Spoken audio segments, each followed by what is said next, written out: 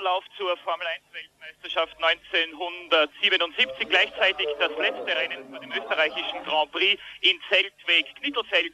Meine sehr geehrten Damen und Herren in Österreich, liebe Motorsportfreunde, herzlich willkommen vom Hockenheimring, Schauplatz des großen Preises von Deutschland in der Formel 1. Es ist der 39. Grand Prix von Deutschland in der Geschichte und der vierte, der nicht auf dem Nürburgring ausgetragen wird. Bisher im allerersten Grand Prix von Deutschland 1926 auf der Berliner Avus gewann Rudolf Caracciola auf Mercedes, dann nochmals 1959 auf der Berliner Avus, die längst niedergerissen wurde, gab es einen Ferrari-Sieg durch Tony Brooks. Und hier in Hockenheim 1970, vor 7 Jahren nach einem unvergesslichen Formel 1 Grand Prix-Rennen, einen Sieg des Österreichers Jochen Rindt, damals auf einem Lotus, nach einem ungewöhnlich spannenden Dreikampf mit den beiden damaligen Ferrari-Fahrern Jackie X und Clay Regazzoni. Das war 1970. Es war der 6. und letzte Grand Prix-Sieg in der kurzen, aber strahlenden Karriere des Österreichers Jochen Rindt. Heute in der Pole Position auf dem besten Startplatz der Südafrikaner Jody Scheckter mit dem Wagen des gebürtigen Österreichers Walter Wolf, des ehemaligen Grazers, des Austro-Kanadiers. Für Jody Scheckter ist es bereits die zweite Trainingsbeste. Der war einmal auf einem Tyrrell schon Trainingsschnellster im Grand Prix von Schweden in Anderstorp. Für den Raketenwagen von Walter Wolf, der mit unglaublich viel Geldaufwand gebaut worden ist, mit einem gesamten Aufwand von $2 Millionen hat er das Team aufgebaut, ist es die, wie gesagt, erste Trainingsbestzeit. John Watson steht neben Jody Scheckter in der ersten Startreihe. Watson ist der Unglücksfahrer der letzten 4 Rennen, der immer wieder, jetzt klopft auf Holz, soll diese Geste wohl bedeuten, hoffentlich habe ich mehr Glück. John Watson, der Ire, der trotz einer ungewöhnliche Pechsträhne den Humor nicht verloren hat. Sie erinnern sich vielleicht, zuletzt in den Grand Prix-Rennen von Dijon und Silverstone hat John Watson mit dem Brabham Alpha fast sicher scheinende Grand Prix-Siege noch eingebüßt, Rennen verloren, weil ihm das Benzin ausgegangen ist. Dazu vielleicht später noch ein Wort. Es ist die große Angst der meisten Fahrer heute in Hockenheim, dass es zu wenig Benzin geben wird. Dazu aber später noch ein paar Worte. Schauen wir uns jetzt eine fliegende Runde an. Das sind Szenen, die während des Trainings aufgenommen wurden, und zwar aus dem Cockpit des deutschen Hans Heyer. Er fährt den zweiten ATS-Rennwagen neben Jean-Pierre Charrier, hat sich allerdings für das Rennen nicht qualifizieren können. Interessant, dass diesen Wagen der Österreicher Hans Binder, der Tiroler, in 2 Wochen auf dem Österreich-Ring lenken wird. Hans Heyer hier auf der schnellsten Stelle des Kurses, 293 Kilometer pro Stunde hat man hier im Training gemessen, und zwar die Spitzengeschwindigkeit für den Wolf von Jody Scheckter. Erste Bremskurve, eine Schikane, Bremspunkt 100 Meter, Geschwindigkeit etwa 180 Kilometer pro Stunde. Jetzt die zweite Gerade in dieser leichten Krümmung ist 1968 während eines Formel-2-Rennens auf regennasser Bahn der zweimalige Weltmeister Jim Clark aus Schottland tödlich verunglückt. Daraufhin hat man dann an dieser Stelle die Leitplanken gesetzt. Schwierigste Kurve im Motodrom, die Ostkurve 250 Kilometer pro Stunde. Sie können sehen, ein sehr, sehr später Scheitelpunkt, etwa erst nach 3/4 der Kurve. 250 km/h die Geschwindigkeit in der Ostkurve, und die meisten Fahrer lassen sich hier weit hinaustragen auf die Teerfahrbahn. Das habe ich im Training bei Mario Andretti und auch bei Niki Lauda gesehen. Die zweite Bremskurve, diesmal links-rechts im Gegensatz zur ersten Bremskurve. Sie ist genauso schnell wie die erste, 180 Kilometer pro Stunde. Dritter Gang für die Wagen mit 6-Gang-Getriebe. Vierter Gang für die Wagen mit 5-Gang-Getriebe. Das ist die Einfahrt ins Motodrom, Bremspunkt 100 Meter, Geschwindigkeit in dieser Rechtskurve 200 Kilometer pro Stunde. Sachskurve wird genommen mit etwa 115 km/h. Das ist die langsamste Kurve des Autodroms. Eine leichte Unebenheit, bei der die Wagen immer wieder aus der Balance geraten. Und dann eine Doppelrechtskurve, Zielkurve, 130 Kilometer pro Stunde. Und dann geht es mit 240 km/h vorbei an Start und Ziel, vorbei an den Boxen. Und das heute im Motodrom von Hockenheim insgesamt 47 Mal. 47 Runden, 6,789 Kilometer, Gesamtdistanz 319,083 Kilometer. Niki Lauda verteidigt einen 7-Punkte-Vorsprung in der Weltmeisterschaft gegenüber Mario Andretti Lotus und Jody Scheckter. Auf dem Wolf Carlos Reutemann mit 28 Punkten etwas abgeschlagen und James Hunt, der Sieger von Silverstone vor 15 Tagen, das war Samstag vor 2 Wochen, hat auf 22 Punkte bereits aufgeholt.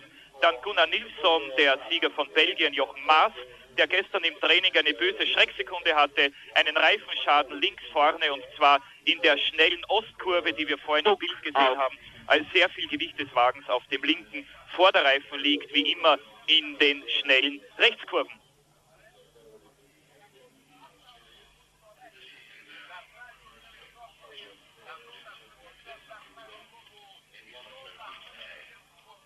Wir haben noch knapp 10 Minuten bis zum Start. Der meiste Trubel hier um den Wagen von Jody Scheckter. Scheckter ist es gestern in der allerletzten Trainingsrunde gelungen, Niki Lauda noch aus der ersten Startreihe zu verdrängen. Im Bild der Österreicher, der auf dem 3. Startplatz steht mit 1,53,53. Das ist um eine knappe halbe Sekunde langsamer als Scheckters Trainingsbestzeit. Lauda im Gespräch mit Ingenieur Tomaini, dem Stellvertreter von Mauro Forghieri, dem Chefingenieur, der aber natürlich auch hier ist im Motodrom von Hockenheim.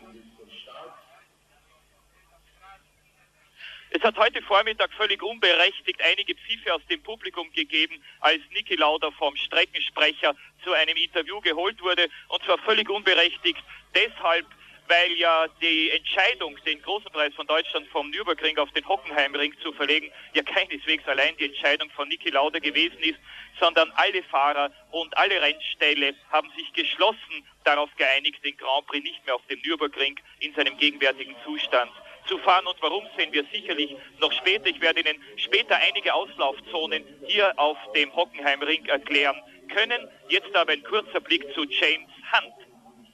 Der amtierende Weltmeister war im Freitagtraining schnellster, hat sich gestern nicht mehr verbessern können. Im Gegensatz zu Hans-Joachim Stuck, der in der 3. Reihe steht auf dem 5. besten Startplatz.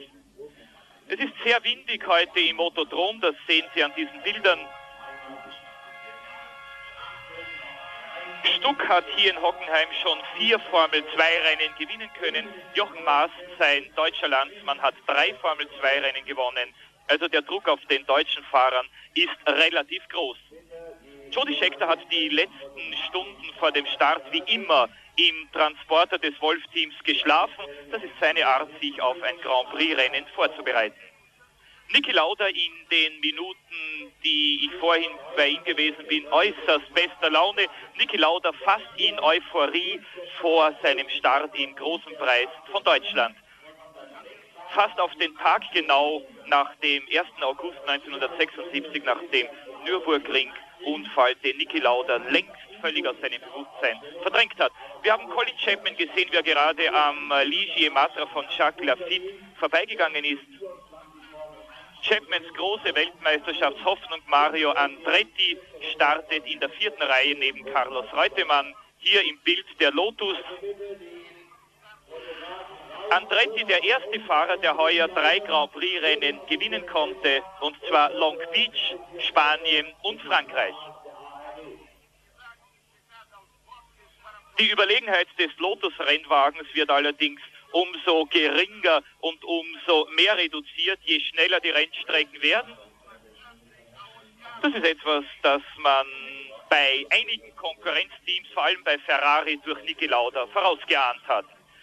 Der deutsche Jochen Maas fährt wieder den reparierten M26, der gestern durch den Trainingsunfall wegen eines Reifenplatzes sehr zerstört worden ist. Hinter Maas steht mit der Startnummer 16 der Italiener Riccardo Patrese im Shadow. Wir haben auch dieses Auto kurz im Bild gehabt.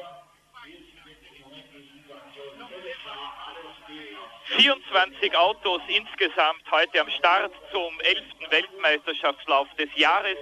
Unter den nicht qualifizierten, völlig überraschend, der zweimalige Ex-Weltmeister Emerson Fittipaldi, der mit dem brasilianischen Copaçuca nie die geringste Chance gehabt hat, sich zu qualifizieren. Er hat den letzten Startplatz, den 24. um mehr als 1 Sekunde, das ist also eine Ewigkeit in der Formel 1, verpasst.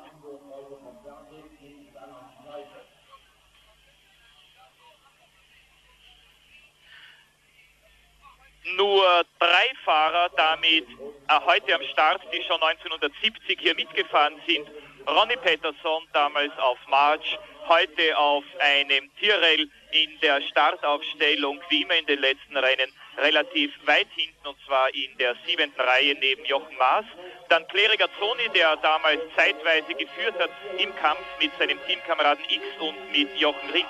Regazzoni startet in der vorletzten Reihe neben dem Amerikaner Brett Langer.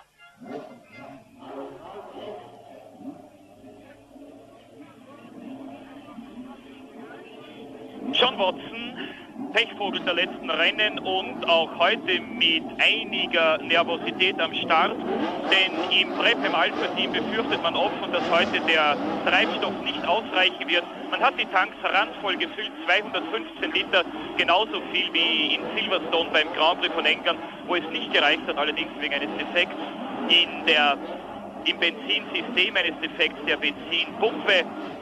Man spart hier, wenn man Windschatten fährt, wenn man also hinter einem anderen Auto nachfährt, spart man bis zu 7% des Treibstoffverbrauchs, oder wenn man allein fahren muss, braucht man umgekehrt dann um 7% mehr Treibstoff, aber alles das werde ich Ihnen sicherlich im Laufe des Rennens dann besser erklären können.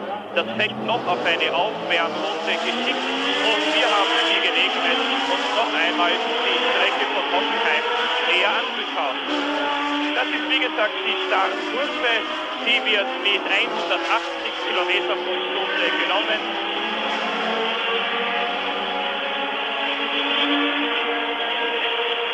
Der Grund für dieses Hin- und Herfahren, man will die Reifen aufheizen, will sie möglichst schnell auf die optimale Betriebstemperatur bringen von 100 bis 110 Grad. Erste Bremskurve, 100 Meter ist der Bremspunkt und wie gesagt die Geschwindigkeit 180 km pro Stunde. Die Autos werden hier heruntergebremst von 293, das war zumindest die Höchstgeschwindigkeit von Scheckter im Training. Diese Gerade ist etwas langsamer als die davor. Die Wagen drehen ungefähr 200 Umdrehungen pro Minute weniger. Anbremsen der Ostkurve. Die guten Fahrer allerdings bremsen hier nicht, sondern sie lupfen nur, das heißt, sie heben den Fuß vom Gaspedal und sie schalten einen Gang herunter. Das ist die Kurve mit dem späten Scheitelpunkt. Zweite Schikane aus 11.800 Umdrehungen.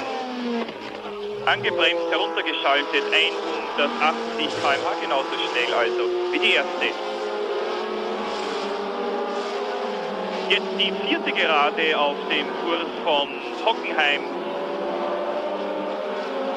Hier wird um 500 Umdrehungen weniger gedreht als auf der schnellsten Geraden, das ist die vor der ersten Schikane. Und dann 100 Meter der Bremspunkt für die Einfahrt ins Motodrom. Hier herrscht während des Rennens immer eine solche Begeisterung, dass die Fahrer übereinstimmend erklären, dass es ihnen hier möglich ist, den Lärm, den Applaus und den Beifall der Zuschauer zu hören, trotz des infernalischen Lärms, den ihre Motoren im Rücken der Fahrer verursachen. So spektakulär ist das Rennen in Hockenheim und so groß ist die Ambiance, so einmalig ist die Stimmung hier innerhalb des Motodroms, das ausschaut wie ein Fußballstadion. Sie können das aufgrund der Bilder von den vollen Tribünen ja sicherlich selbst erkennen. Die Zielkurve, die dann im Rennen mit 130 km/h gefahren wird. Es gibt einige Möglichkeiten hier zu überholen.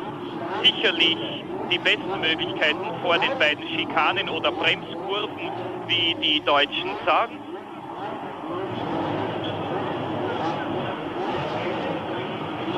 Ein völlig unberechenbares Rennen, eine neue Strecke, neue Bedingungen.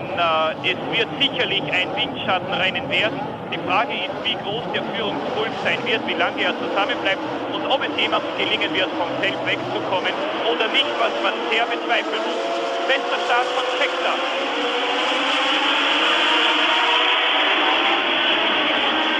Hector Watson hat lauter die ersten 4 in der ersten Kurve.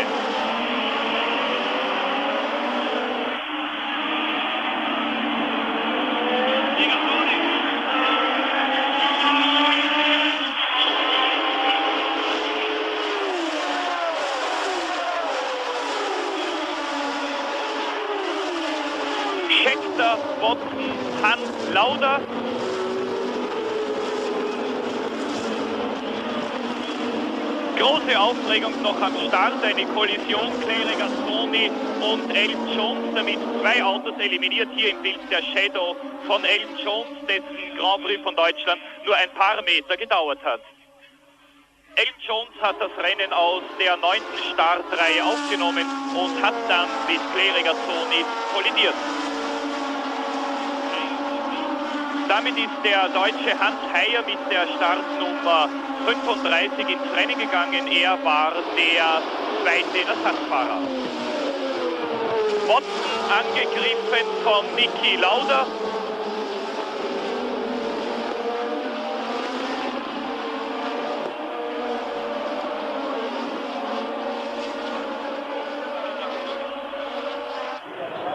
Die erste Einfahrt ins Motodrom, Scheckter führt, Watson ist Zweiter und jawohl, Niki Lauda hat James Hunt überholt. Vierter ist Stuck, 5. Lafitte, 6. Reutemann, 7. Andretti. Das ist Andretti, der an 7. Stelle liegt.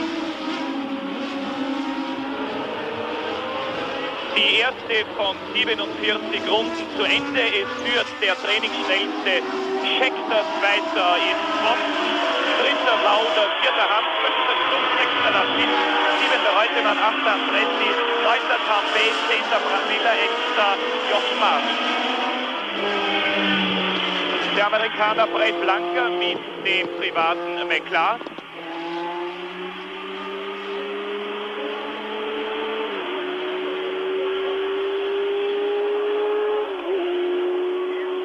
Niki Lauda hat also in der ersten Runde seinen 4. Platz gegen einen 3. ausgebessert und hat James Hunt, den Sieger von Silverstone, überholt, damit die Reihenfolge im Rennen momentan genauso wie im Training. 1. Scheckter auf Wolf, 2. Watson auf Brabham Alfa Romeo, 3. Niki Lauda auf Ferrari und 4. James Hunt auf McLaren. 5. ist dann Stuck, 6. Lafitte und 7. wie gesagt Mario Andretti.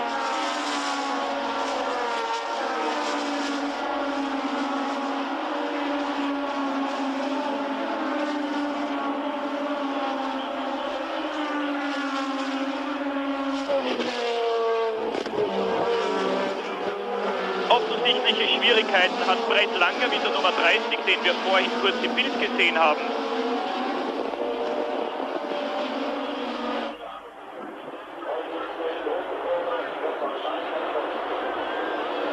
James Hunt hat jetzt versucht, aus dem Windschatten heraus Lauda zu überholen, ist aber dann wieder auf die Ideallinie zurückgegangen, behält damit seine 4. Position.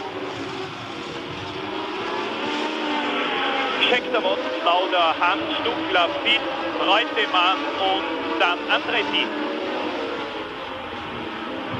Scheckter, Watson, Lauda, Hunt, Stuck, Lafitte, Reutemann, Andretti.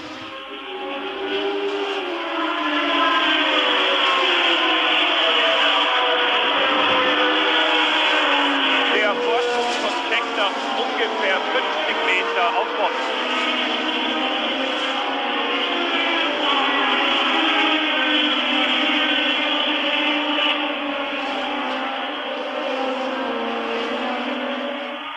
Das ist der Nachzügler, der deutsche Hans Heyer. Er ist der deutsche Rennsportmeister. Er fährt den 2. ATS Penske, Teamkamerad Charrier. Dieses Auto wird in Seltweg, wie gesagt, der Österreicher Hans Binder lenken.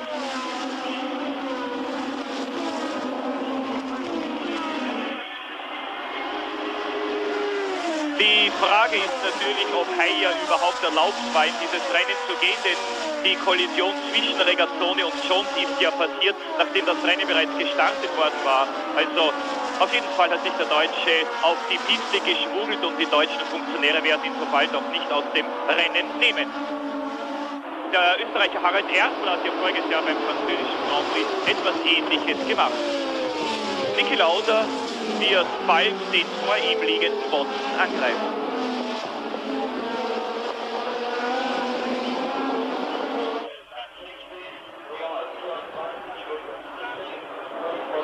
Der Vorsprung von Scheckter ist jetzt geringer geworden. Reutemann hat versucht, Lafitte auszubremsen, was nicht gelungen ist.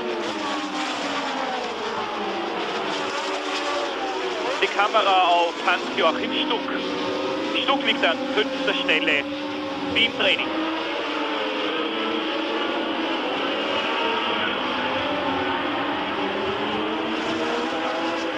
Ende der dritten Runde, unveränderte Reihenfolge. Scheckter vor Watson, Lauda, Hans und Stuck.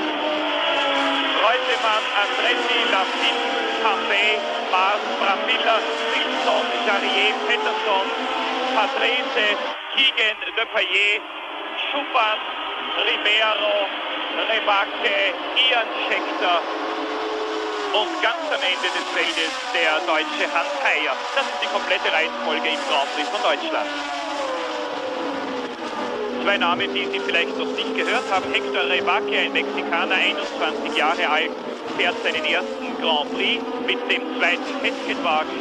Und Alex Ribeiro, der Brasilianer, hat sich zum ersten Mal für einen Grand Prix in Europa qualifizieren können, nachdem er zuletzt 6 Mal hintereinander in der Qualifikation gescheitert war.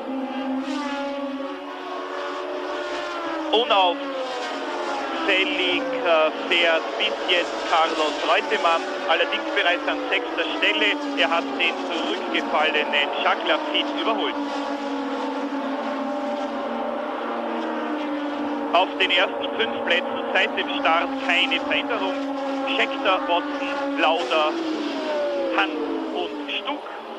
6. ist jetzt Reutemann, 7. Andretti und auf den 8. Platz zurückgefallen Lafitte. Hier sehen Sie ganz deutlich die breiten Auslaufzonen, die es bei jedem Rennwagen gibt, der in Schwierigkeiten gerät, sei es durch eine Kollision oder sei es durch irgendeinen mechanischen Defekt. Etwas, das die Fahrer ja am Nürburgring immer wieder vergeblich gefordert haben.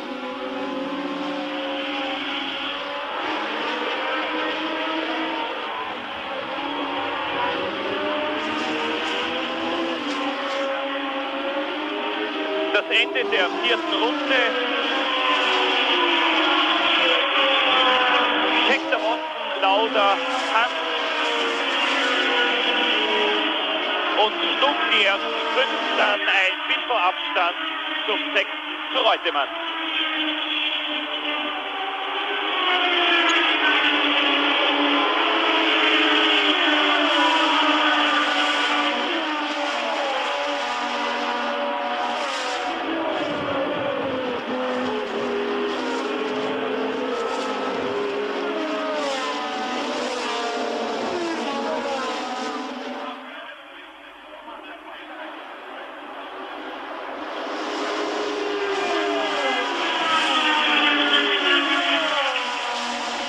Es ist schon ziemlich lange her, seit Jody Scheckter in einem Grand Prix geführt hat zum letzten Mal.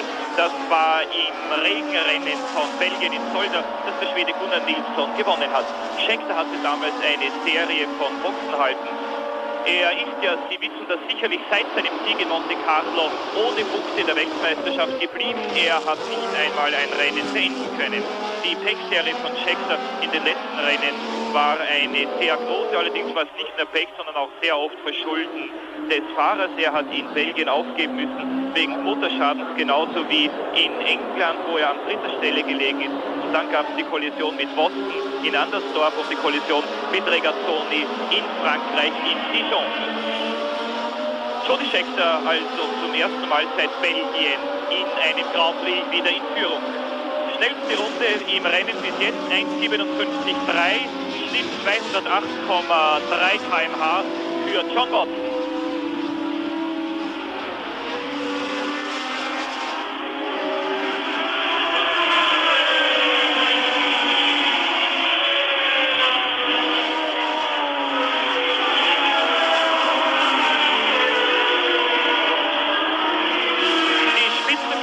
Wird bald in 2 Gruppen zerfallen. Vorne der Fünferpulk mit Scheckter, Watson, Lauda, Hans und Stuck. Dann die zweite Gruppe, die angeführt wird von Reutemann mit Andretti, Lafitte, Tambay und Jochen Maas. 34 Jean-Pierre Jarier, der Franzose mit dem ATS Penske in der Box. Der linke Vorderreifen wird gewechselt. Es wird Sie interessieren, dass dieser Penske, wenn auch jetzt in anderen Farben, der Siegerwagen des Grand Prix von Österreich aus dem vorigen Jahr ist.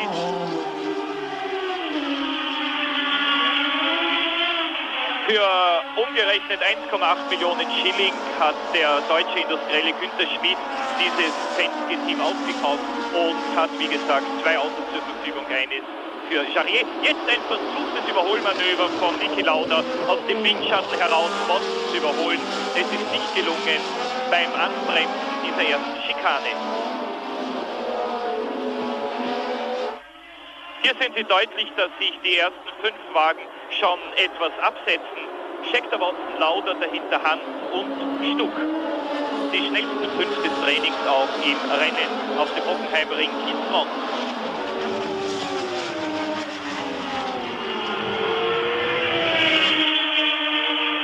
Das ist Jarier, der kurz nach seinem Boxenhalt offensichtlich von der Strecke abgekommen ist.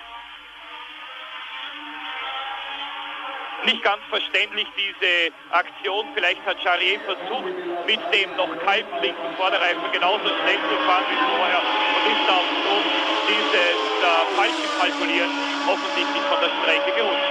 Das ist ein ziemlich gefährlicher Punkt hier. Darum wird der Wagen weggeschoben.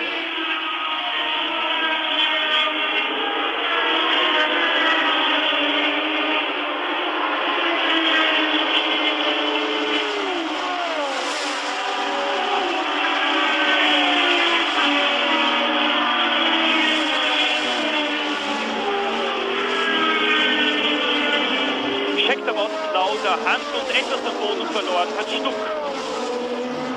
Dann Reutemann und Andretti, Lafitte.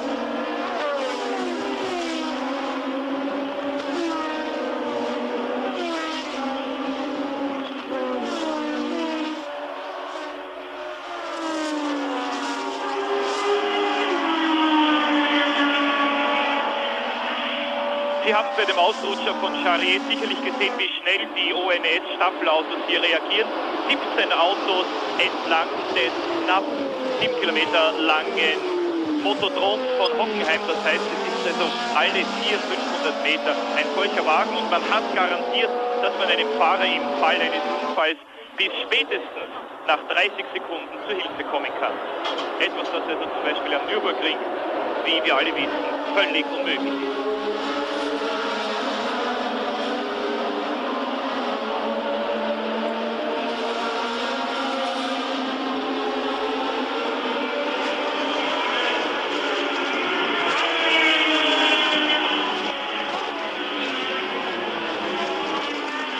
Das ist die zweite Gruppe.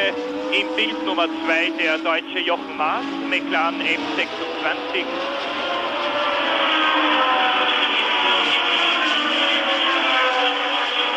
Und wieder der Führungspult mit Scheckter, Watson, Lauda, Hans und Stuck. Stuck muss sehr verwegen fahren, um den Anschluss an die 4 Fahrzeuge vor ihm nicht zu verlieren.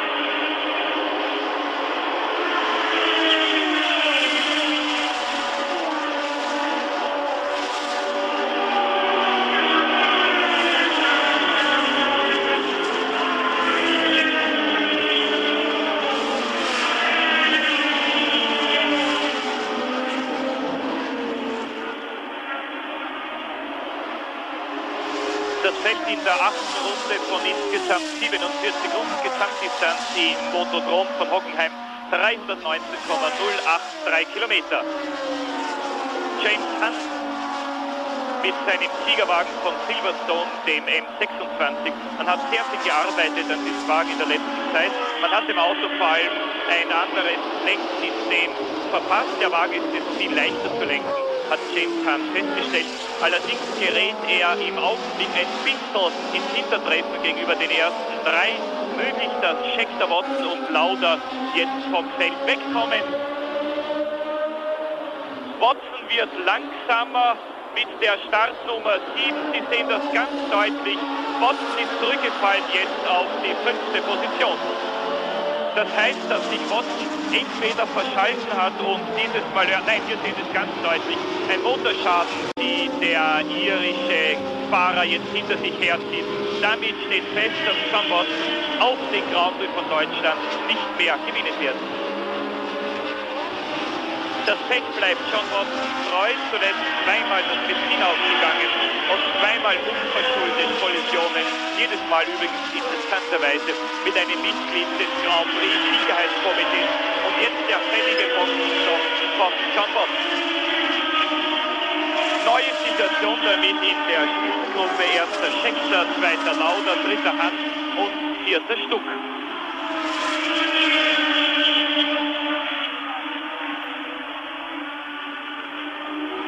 Watson, der Sieger des vorjährigen Grand Prix von Österreich, ganz sicher einer der 5 schnellsten Grand Prix-Piloten in diesem Jahr, aber immer wieder vom Pech verfolgt. Ausgeritten Ian Scheckter, der Bruder von Jody Scheckter, und zwar in der Zielkurve. Ian Scheckter hat seinem Bruder gestern zur Trainingsbestzeit verholfen, indem er ihm einen perfekten Windschatten gegeben hat. Ian Scheckter hat seinen Bruder Jody Scheckter sozusagen im Windschatten zur Trainingsbestzeit geschleppt. Auch Boxenstopp jetzt von Ian Scheckter und der Grund für den Ausfall von John Watson, das muss man glaube ich nicht extra sagen, ein Motorschaden. Watson an zweiter Stelle liegend, also nach 8 Runden nicht mehr im Rennen.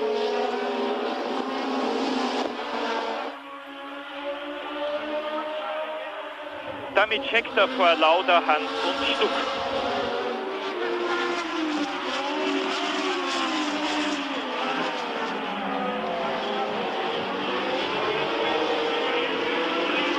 Sondern ausgerechnet.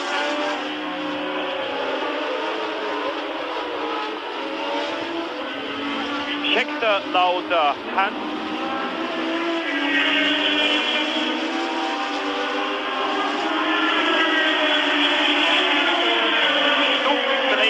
Alle Hoffnungen von Brabham Alfa Romeo in diesem Rennen liegt an 4. Stelle und deutlich zurückgefallen ist der Verfolgerpuls, der immer noch angeführt wird von Reutemann, gefolgt von Andretti, Lafitte, Mars, Cambay und Brambilla.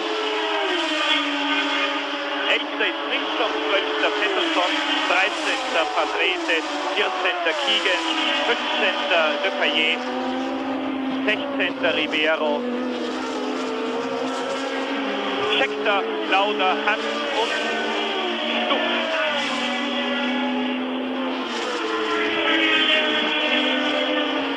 Und 5 Sekunden der Rückstand von Reutemann. Zwischen dem führenden Scheckter und dem Verfolger Lauda 1,1 Sekunden.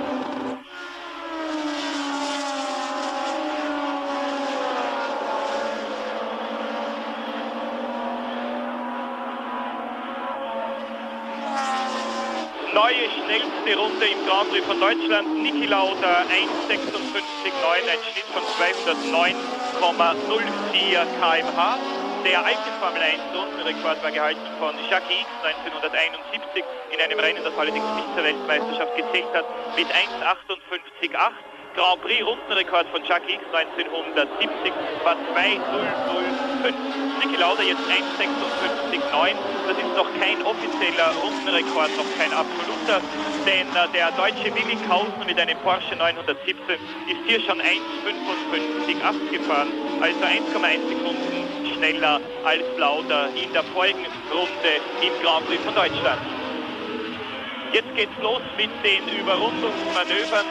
Lauda ist jetzt ein bisschen aufgehalten worden bei der Überrundung des an letzter Stelle gelegenen Amerikaners Brett Langer.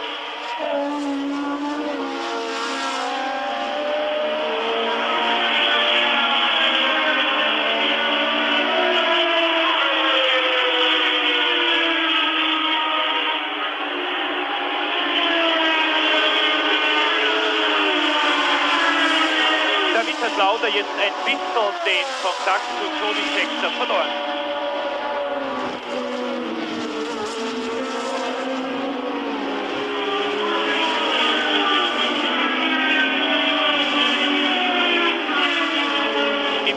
Langer mit seinem privaten McLaren.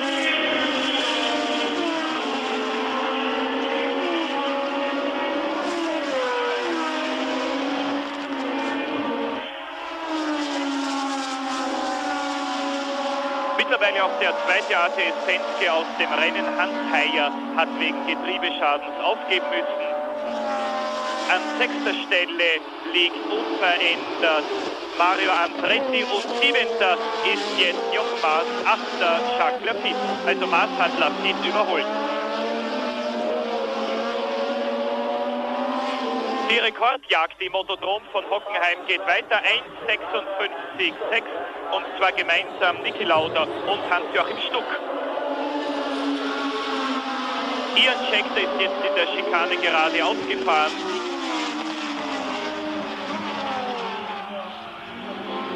Jody Scheckter vor Niki Lauda, der wieder ein bisschen Boden gut gemacht hat. Hans hält den Kontakt mit Lauda und Hans-Joachim Stuck bemüht sich, den Kontakt zu Hans nicht zu verlieren.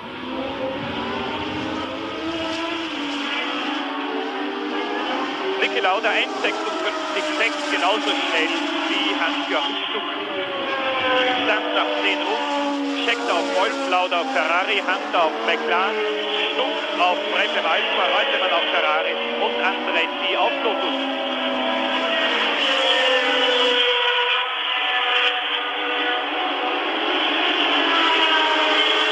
Weitere Reihenfolge: 7. Marsch, 8. Tambay, 9. Lafitte, 10. Brambilla. Und Niki Lauda greift den führenden Jody Scheckter an.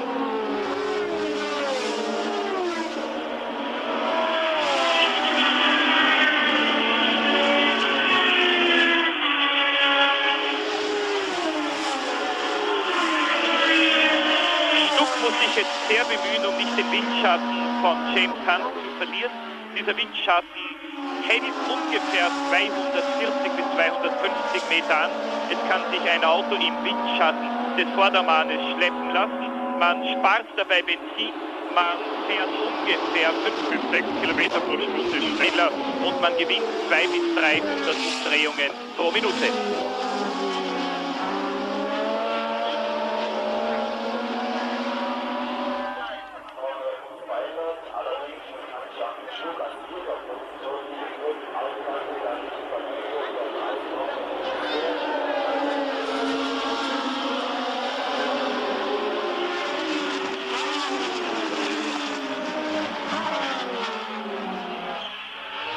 Nur 2 Wagenlängen zwischen dem führenden Scheckter und seinem Verfolger Niki Lauda. 3 Wagenlängen zurück liegt Weltmeister James Hunt.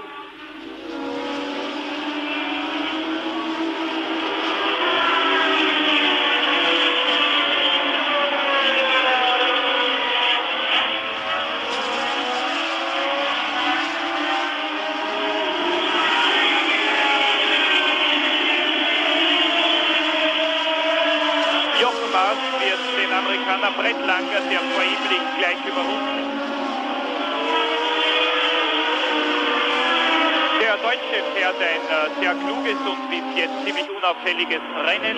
In Führung Scheckter vor Lauda und Hunt, und Sie sehen, dass der Kampf an der Spitze immer härter wird. Der Grand Prix von Deutschland, der 11. Weltmeisterschaftslauf, momentan in einer sehr kämpferischen Phase in der 13. Runde von insgesamt 47.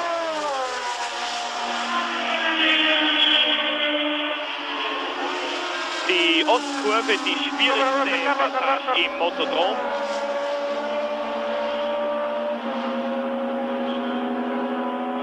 Dieses Windschattenfahren bei Geschwindigkeiten verlangt äußerste Konzentration.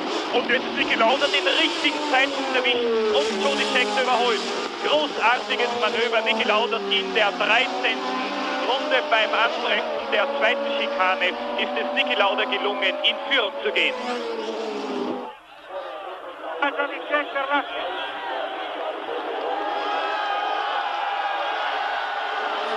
Damit Jubel jetzt im Motodrom bei den vielen österreichischen Fans.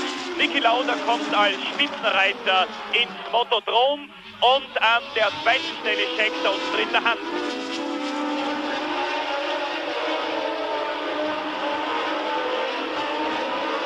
Niki Lauda kommt jetzt zum ersten Mal als Spitzenreiter an Start und Ziel vorbei. 2. Scheckter und 3. Hand.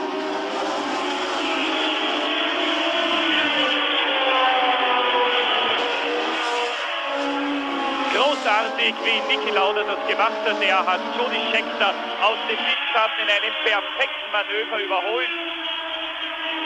Sie haben ja gesehen, wie knapp Niki Lauda hinter Jody Scheckter hergefahren ist. Und ich wollte Ihnen gerade sagen, dieses Windschattenfahren bei Geschwindigkeiten von fast 300 Kilometer pro Stunde verlangt ungeheuer viel Konzentration und sehr, sehr präzises Fahren und vor allem natürlich sehr viel Herz.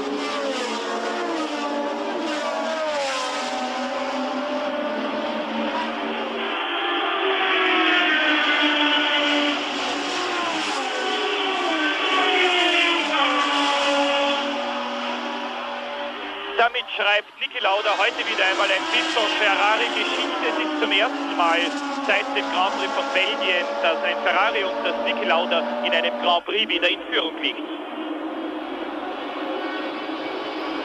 Nachher kam ja der Ausfall von Andersdorf, dann der 5. Platz von Dijon, der sehr hart erkämpft war und der Niki Lauda die Führung in der Weltmeisterschaft eingetragen hat, und natürlich vor 2 Wochen der 2. Platz hinter James Hunt im Grand Prix von England.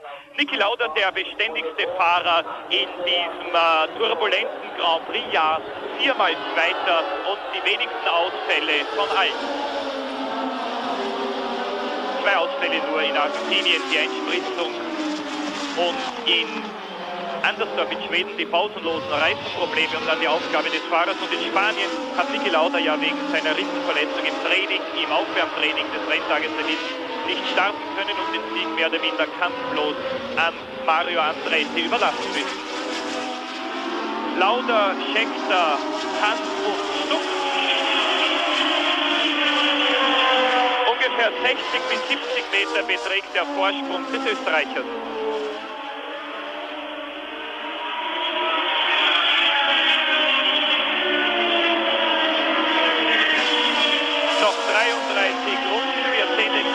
Platz 5 zwischen Reutemann und Andretti.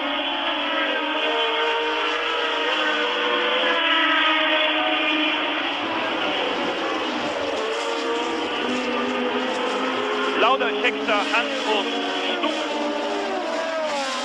Stuck ist es dank seiner verwegenen Fahrweise gelungen, den Anschluss an James Hunt wiederherzustellen.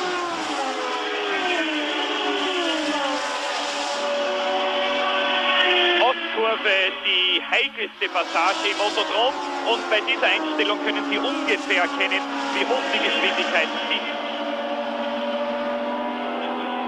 Das Teleobjektiv der Kamera verzerrt ja immer ein bisschen das Rennen, ein bisschen die Perspektive, und vor allem es versimpelt die enormen Geschwindigkeiten, die hier gefahren werden. Schnitt, das dürfen Sie nicht vergessen, 215 km/h Schnitt, nicht Spitze, Spitzengeschwindigkeit 293, Scheckter gestoppt im Training. Lauda, Scheckter, Hunt und Stuck.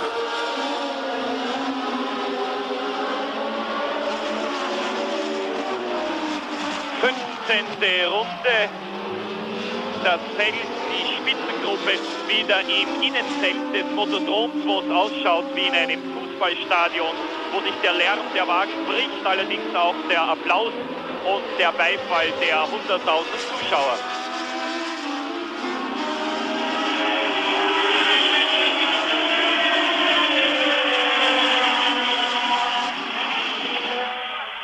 An den Boxen Patrick Depailler, der Franzose mit dem 6-rädrigen Tyrrell.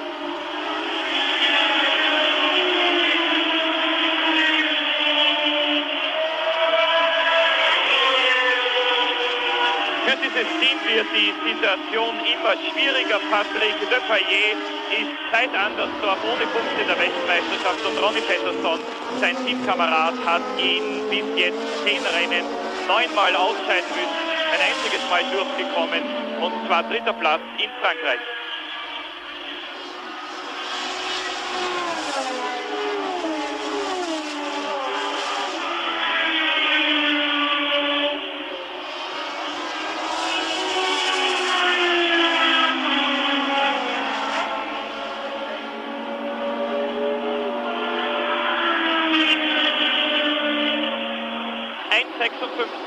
Bis jetzt schnellste Runde für Niki Lauda, und der Grund für den Boxenstopp von Patrick Depailler ist ein Zündungsdefekt.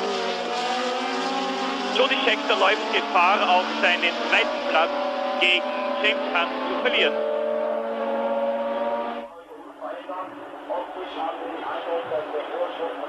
Wieder die Kurve Eingang Motodrom. Der Vorsprung von Niki Lauda ist in dieser Runde ein bisschen größer geworden.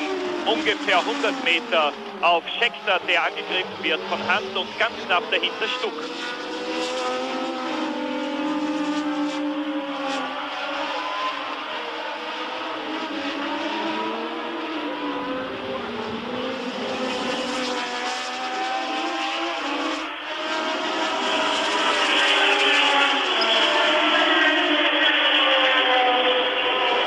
Der große Preis von Deutschland zersplittert jetzt in mehrere Rennen. Vorne Lauda, Scheckter, Hunt und natürlich der deutsche Stuck.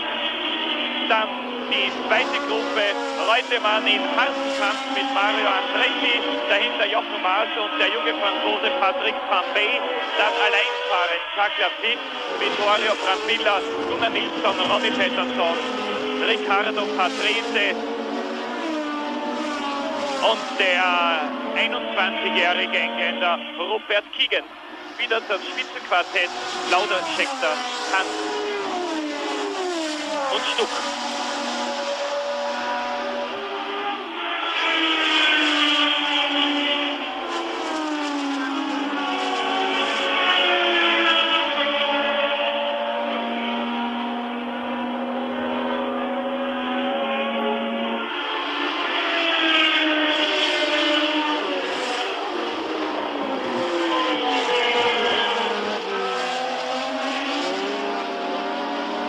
Bei Niki Lauda hat man heute früh im Aufwärmtraining ein Leck im Benzinsystem entdeckt. Man hat die Benzinpumpe wechseln können und Niki Lauda hat das so gesagt natürlich viel besser im Training, als es wäre erst am Nachmittag im Rennen passiert. Jody Scheckter ist relativ unlustig in dieses Rennen gegangen. Er hat gesagt, ich kenne keine fadere Strecke als Hockenheim. Und er war an sich trotz seiner Trainingsbestzeit nicht sehr begeistert von diesem Grand Prix im Vornherein. Und vielleicht hat das psychologische Unterbewusstsein auch irgendeine Rolle gespielt, warum Scheckter die Führungsposition nicht verteidigen hat können. Die Stoppuhr läuft jetzt für Niki Lauda in seiner 18. Runde. Das ist die Runde, in der es sozusagen Geld gibt für die Teams. Sie wissen vielleicht, es wird ja nicht nur bezahlt nach dem Ergebnis eines jeden Grand Prix, sondern es gibt eine genaue Abstufung, wie viel Geld nach jedem Drittel der Distanz in einem Grand Prix bezahlt wird, einfach bei den Fahrern, der bis in die letzte Runde führt, wie zum Beispiel Mario Andretti in Schweden und dann das Rennen trotzdem verliert. Warum soll dieser Fahrer auch finanziell unter seinem Pech leiden? Darum hat man ein anderes Geldsystem eingeführt. Die Dollars rollen sozusagen nach jedem Drittel der Distanz. Ein Fahrer, der von der Trainingsbestzeit und mit einer starken Teamführung aus einem Grand Prix gewinnt, schafft ungefähr 700.000 bis 800.000 Schilling. Das wird natürlich mit dem Team geteilt, und zwar meistens im Verhältnis 45 zu 45 und 10% beträgt der Anteil der Mechaniker. Das sind aber individuelle Vereinbarungen, wie gesagt, im Durchschnitt 45% für Team und Fahrer und 10 für die Mechanik, aber andere, zum Beispiel Jochen Maas bei McLaren, bekommt nur 30%. Damit nach dem ersten Distanzdrittel der Stand im Grand Prix von Deutschland. Erster Lauda Ferrari, zweiter Scheckter auf Wolf, minus 2 Sekunden, dritter Hunt auf McLaren, vierter Stuck auf Prepem Alpha, fünfter Reutemann auf Ferrari, sechster Andretti auf Lotus, siebenter Maas auf McLaren, achter Tambay auf Ensign, neunter Lafitte auf Ligier Matra, zehnter Brambilla auf Surtees, elfter Nilsson auf Lotus, 12. Peterson auf Tyrrell, 13. Patrese auf Shadow, 14. Keegan auf Hesketh, 15. Rivera auf March, 16. Schubert auf Surtees und 17. und letzter Rebacke auf Hesketh. Neue schnellste Runde für Jody Scheckter, 1:56,26, Schnitt 210,19, und mit dieser neuen Rekordrunde hat Scheckter eine Sekunde gegenüber Niki Lauda gut gemacht.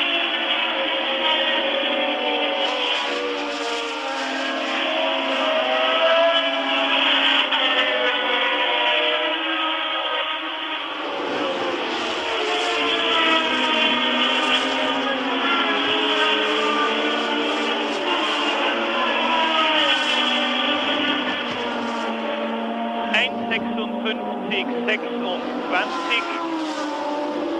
Das ist nur 3 Sekunden langsamer als die Trainingsbestzeit, die Scheckter gefahren hatte.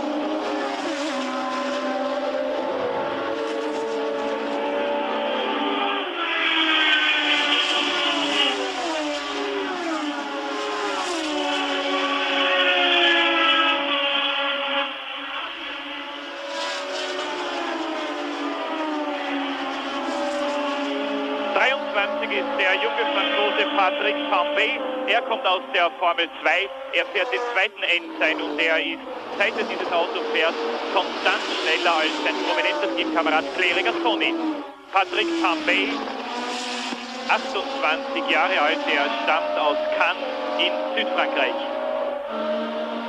An den Boxen der junge Engländer Rupert Keegan, auch einer der 9 Leute in der Formel 1 mit einem defekten Antrieb. Keegan in den Boxen, die Ausfälle und Boxenhalte häufen sich im Bild Jochen Maas.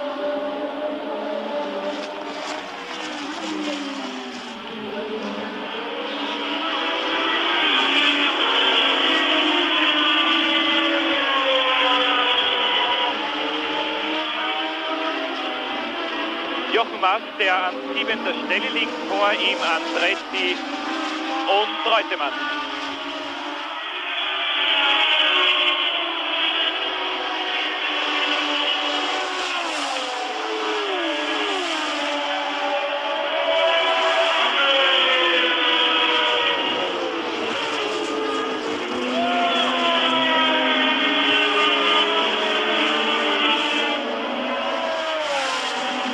In einem haarsträubenden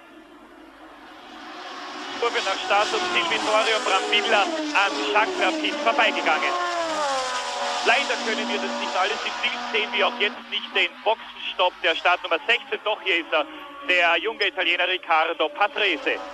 Er kommt aus der Formel 2 und er ist einer aus der neuen jungen Fahrergeneration, zu der auch der Amerikaner Eddie Cheever gehört, von dem man in den nächsten Jahren noch sehr viel hören wird. Eddie Cheever war, das ist ein großes Geheimnis im Augenblick, in der vorigen Woche bei Ferrari in Maranello und hat mit Enzo Ferrari wegen eines Formel-1-Vertrages verhandelt. Darüber gibt es natürlich 2 Versionen. Die eine ist, dass sich Ferrari unter Umständen dagegen absichern möchte, und zwar jetzt schon absichern möchte, dass Niki Lauda am Saisonende den Rennstall wechselt, was ja durchaus möglich ist. Und die zweite Möglichkeit, dass Enzo Ferrari bereits einen Fahrer sucht, der im nächsten Jahr den Argentinier Carlos Reutemann, mit dem man in den letzten Rennen nicht sehr zufrieden war, ersetzen könnte. Also momentan einige Aufregung bezüglich des jungen 20-jährigen Amerikaners Eddie Cheever, der in Rom lebt und jetzt, seit er für BMW Formel die deutsche Rennsportmeisterschaft Formel fährt, nach München übersiedelt ist. Neue schnellste Runde, wieder Jody Scheckter, 1,56,17. Scheckter damit im Augenblick der schnellste Mann im Motodrom von Hockenheim.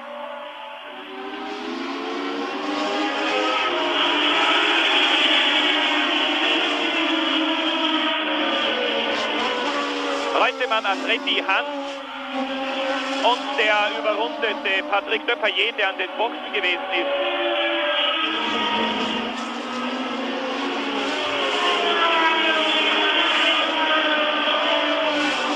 Ein sehr harter Kampf um den 5. Platz zwischen Reutemann und Andretti. In den Boxen jetzt der Ligier Matra des Franzosen Jacques Lapid.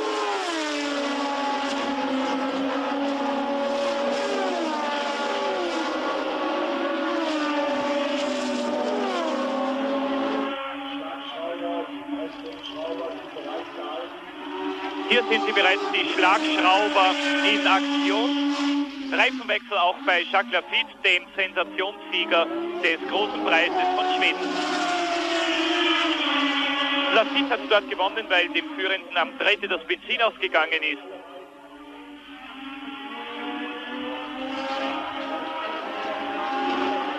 Ein bisschen schlampert dieser Boxenstopp von Jacques Lapid. Ins Cockpit beugt sich Guy Ligier, der Teambesitzer, ein ehemaliger Rugby-International in Frankreich, der zur gleichen Zeit wie Jochen Rindt einen Cooper Maserati in der Formel 1 gefahren hat. 20. Runde von 47 im Motodrom von Hockenheim. Niki Lauda seit der 13. Runde unverändert in Führung.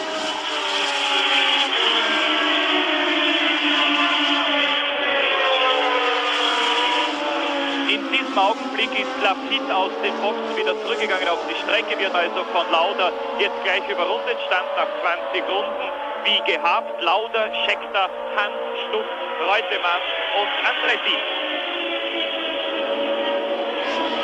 Hier Reutemann und Andretti, ein brutaler Kampf um den 5. Platz. Aber es gibt ja keinen anderen Rennfahrer in der Formel 1, der sich so hart in Zweikämpfe verkrallen kann wie Mario Andretti. Sie erinnern sich, er hat uns heuer schon ein paar unglaublich spektakuläre Grand Prix-Rennen geliefert mit seinem Kampf mit Scheckter und Lauda in Long Beach oder mit Watson in Dijon. Natürlich auch mit Jochen Maas in Monte Carlo. Andretti ist sicherlich der härteste und unangenehmste Gegner im Zweikampf. Jochen Maas liegt dahinter an 7. Stelle.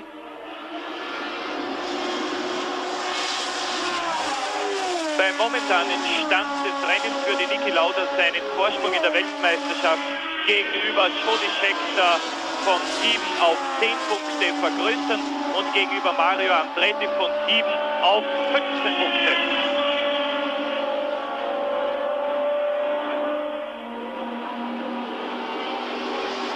Reutemann, Andretti, beachten Sie die enorme vordere Spurbreite des Lotus 78.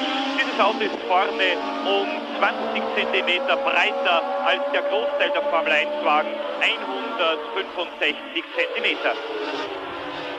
Das ist etwas, das dem Auto in langsamen Kurven sicherlich Vorteile verschafft, einfach weil die Bodenhaftung viel besser ist und der Wagen viel früher aus den Kurven heraus beschleunigt werden kann, weil Mario Andretti schon dann am Gas wieder stehen konnte, als alle anderen noch bremsen, aber das ist sicherlich ein Nachteil auf den langen Geraden in Hockenheim und Sie sehen es ja immer wieder deutlich, wie Mario Andretti auf den 4 Geraden gegenüber Carlos Reutemann an Boden verliert, aber wie er sich im Innenfeld des Motodroms immer näher an Reutemann heranschiebt.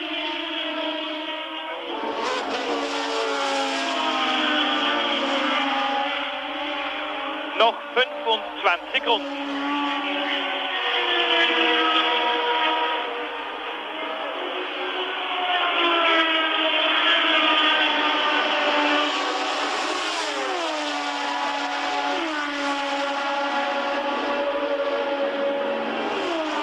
In den Schikanen macht der Lotus von Andretti einen sehr guten Eindruck. Dieses Auto, so sagt man nicht zu Unrecht, hat im gesamten Grand Prix-Zirkus die besten Bremsen von allen.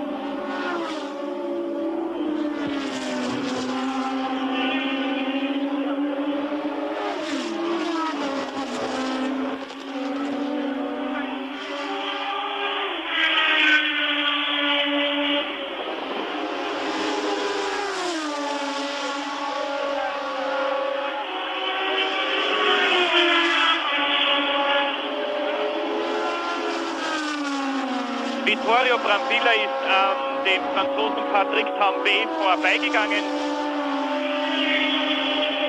Ich glaube, dass Tambay den Italiener sogar an sich vorbeigewunken hat. 19 Brambilla und hinter ihm Tambay.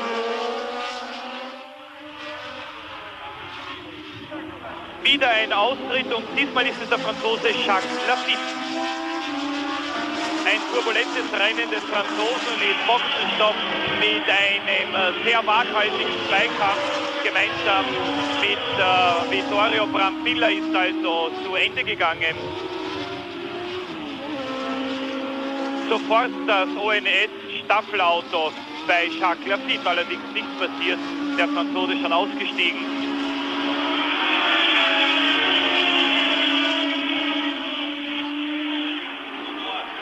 Es hat sehr nach einer Motorexplosion ausgesehen.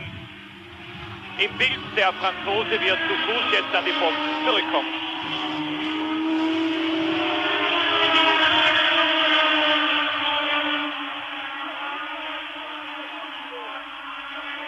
Da in Silverstone trotz eines gebrochenen Auspuffs. Aus diesem Zweikampf Reutemann Andretti um Platz 5 und 6 wird jetzt ein Dreikampf in den Jochen Maas eingreifen kann. Dahinter der überrundete Le Payet.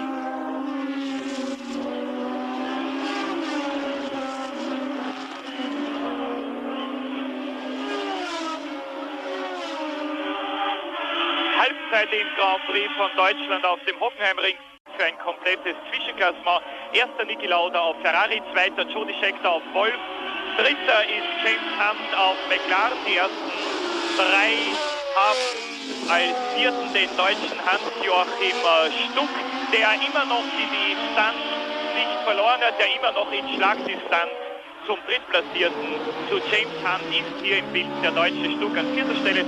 Fünfter dann Carlos Reutemann Ferrari, sechster Mario Andretti Lotus, siebenter Jochen Maas McLaren, achter Vittorio Brambilla Surtees, neunter Patrick Tambay Ensign, zehnter Gunnar Nilsson Lotus, elfter Ronnie Peterson Tyrrell, zwölfter Alex Ribeiro March, 13.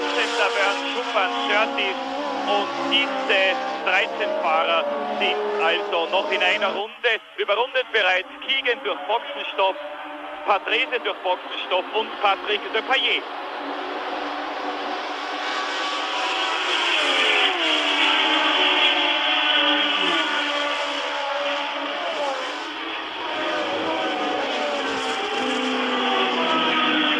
Vorne entspinnt sich jetzt ein harter Zweikampf.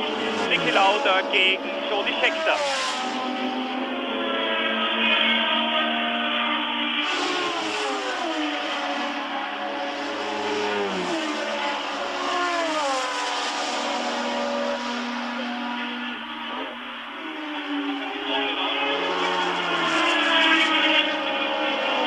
Der Motor von James Hunt klingt nicht mehr ganz so sauber wie in den ersten Runden dieses Grand Prix.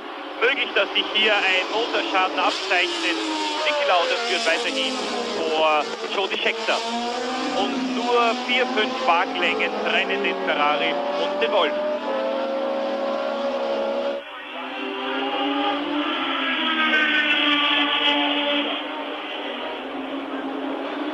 Diese Kurve schaut sehr ähnlich aus wie die Parabolika-Zielkurve im Autodrom von Monza.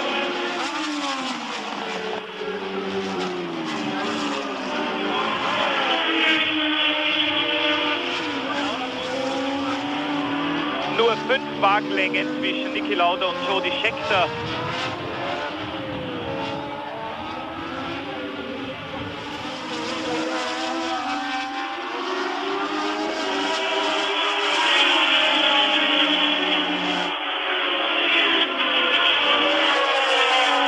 Als eine Sekunde trennt also Niki Lauda und Scheckter. Zurückgefallen ist James Hunt, dessen Motor jetzt nicht mehr so reinfliegt, möglicherweise nur auf 11 Zylindern, möglicherweise aber auch hat sich an dem McLaren irgendwas im Auspuff verändert, vielleicht ist ihm ein Auspuffrohr abgebrochen. Das kostet erfahrungsgemäß ein bisschen Pech. Aber Niki Lauda zum Beispiel hat trotz eines solchen Schadens schon im vorigen Jahr den großen Preis von Belgien gewonnen. Lauda vor Scheckter keine neue Situation in einem Grand Prix. Das war der gleiche Stand schon in Kyalami im Grand Prix von Südafrika, den Niki Lauda gewonnen hat vor Jody Scheckter.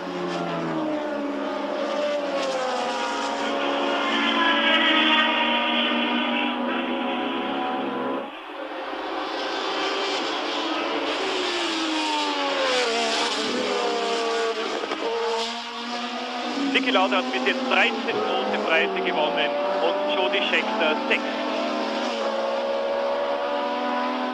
Davon 4 auf Tyrrell und 2 auf Wolf.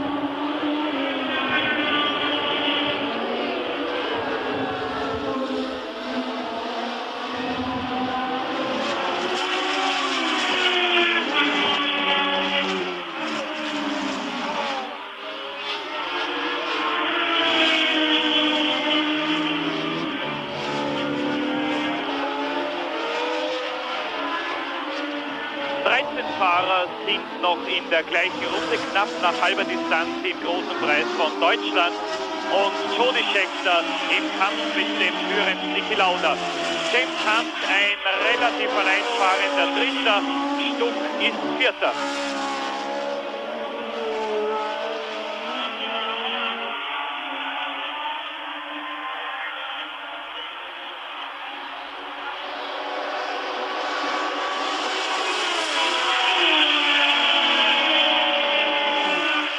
Langsamer wird jetzt der deutsche Jochen Maas mit dem McLaren an 7. Stelle liegen. Offensichtlich ein Defekt für den Deutschen, der schon im Training, ich habe es Ihnen gesagt, gestern links vorne einen Reifenschaden gehabt hat und dadurch einen Unfall in der Ostkurve bei nahezu 250 Kilometer pro Stunde.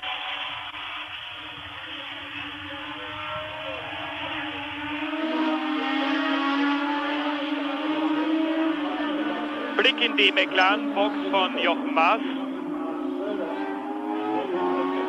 Schaut nach einem nicht mehr zu reparierenden Schaden aus, denn der Deutsche hat sich losgegurtet. Offenbar also ein Defekt entweder am Motor oder vielleicht an der Radaufhängung. Und das könnte natürlich auch eine Spätfolge des gestrigen Unfalls sein. Sie sehen, dass keinerlei Hektik hier ist in der Box von McLaren und damit keine Chance mehr für den Deutschen zurückzugehen in den Grand Prix von Deutschland.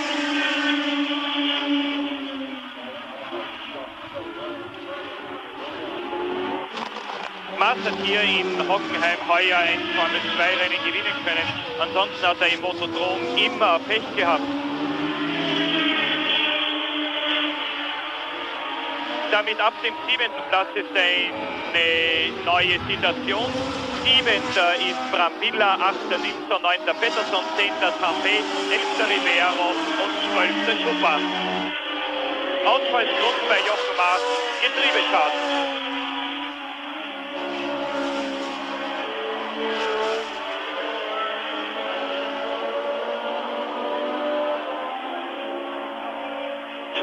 Von 47 Runden noch zu fahren im Motodrom von Hockenheim.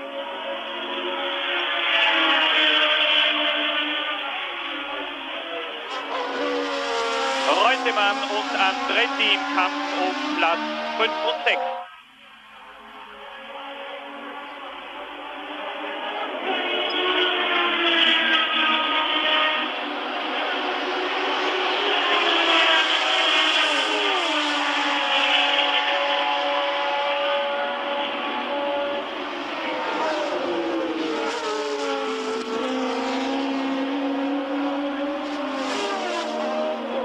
Das ist Patrick Depailler, der Franzose.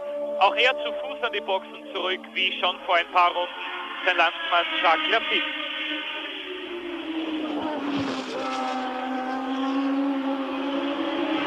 Damit geht dieses Rennen für Tierrecht so zu Ende, wie heuer schon viele Grand Prix-Rennen für Tierrecht zu Ende gegangen sind. Mit einem Ausfall für Patrick Depailler und mit einiger Besorgnis in den Boxen, ob wenigstens der Wagen von Ronnie Peterson durchhalten wird.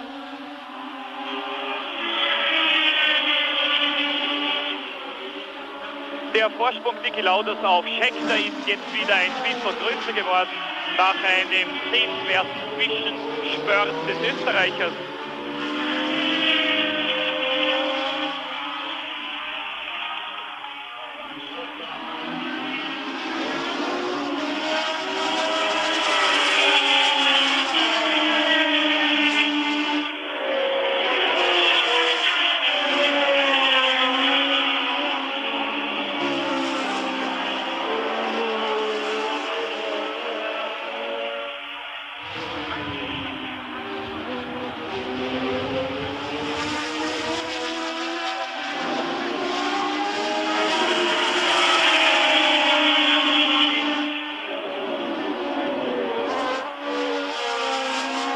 Ich darf Ihnen vielleicht die gerade von mir gestoppten Zwischenstände im Grand Prix von Deutschland sagen. Niki Lauda führt, zweiter Scheckter minus 1,7 Sekunden, dritter Hand minus 4,5, vierter Stuck minus 6,6, fünfter ist Reutemann, verfolgt von Andretti, Rückstand 26 Sekunden und an der 7.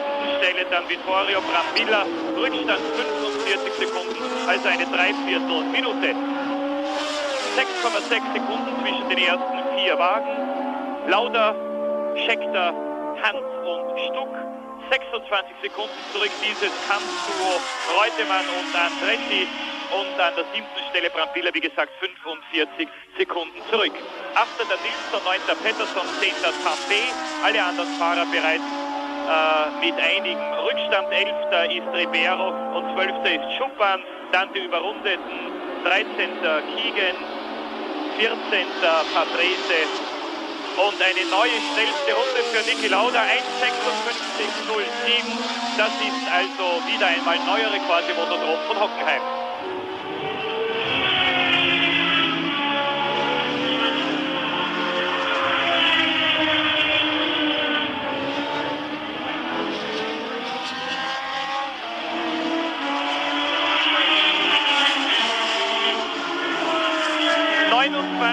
Runde und jetzt wird der Vorsprung von Niki Lauda deutlich größer. Scheckter fährt in dieser Kurve fast immer mit dem rechten Vorderrad über den Randstein, aber er kann den Anschluss an Niki Lauda im Augenblick nicht halten. Sie sehen deutlich, wie Niki Lauda jetzt von Scheckter weggekommen ist. Und sobald der Österreicher 250 Meter Vorsprung auf Scheckter hat, würde das bedeuten, dass der Wolf-Pilot den Windschatten verloren hat und dass er dann wahrscheinlich weiter zurückfällt.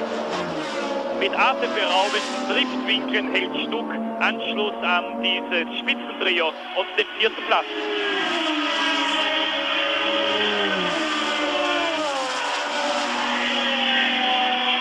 Ostkurve fast 250 Kilometer pro Stunde und hier sehen Sie auch, wie schnell die Autos sind im Bild Stuck.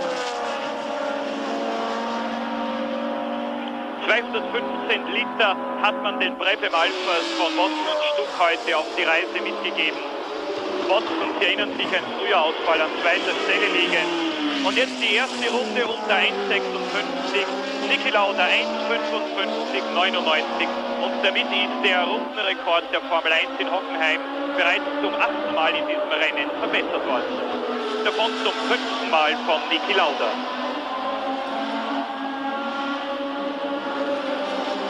Der Österreicher bietet heute in Hockenheim eine Prachtleistung, die der von Jochen Rindt 1970 vor 7 Jahren, als er hier mit einem Lotus gewonnen hat, gegen schärfste Konkurrenz der Ferrari Paris und Regatoni.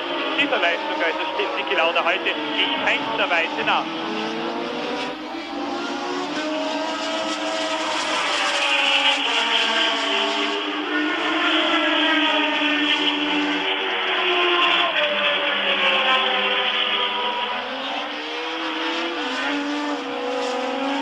Der Vorsprung von Niki Lauda nach der 30. Runde, 3,4 Sekunden auf Jody Scheckter, 5,6 Sekunden auf James Hunt und 7 Sekunden auf Hans-Joachim Stuck. Das heißt, dass Niki Lauda im Augenblick pro Runde 7 bis 8 Zehntel schneller fährt als sein Verfolger Scheckter. Das ist Vittorio Brambilla, der an 7. Stelle liegt.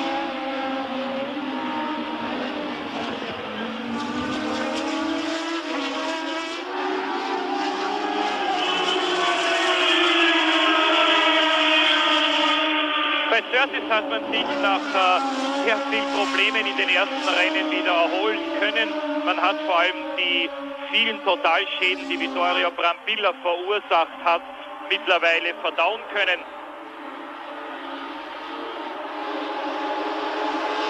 Brambilla ist in den letzten 5 Rennen immerhin 4-mal angekommen. 8., 4., 13. und 8. Der 4. Platz war in Belgien die beste Surtees-Platzierung in diesem Jahr.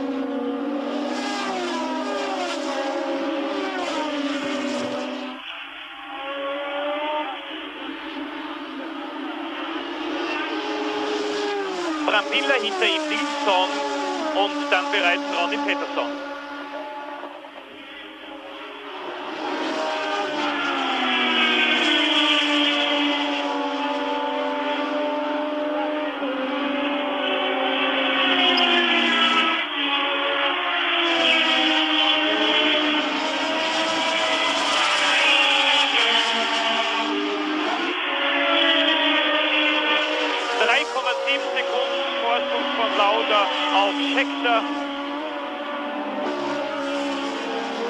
Gegenüber der vorigen Runde wieder um 3 Zehntelsekunden. mehr geworden. Mittlerweile gelingt es Stuck ein bisschen näher an Hans heranzukommen. 1,2 Sekunden trennen den drittplatzierten Hans und den vierten Stuck.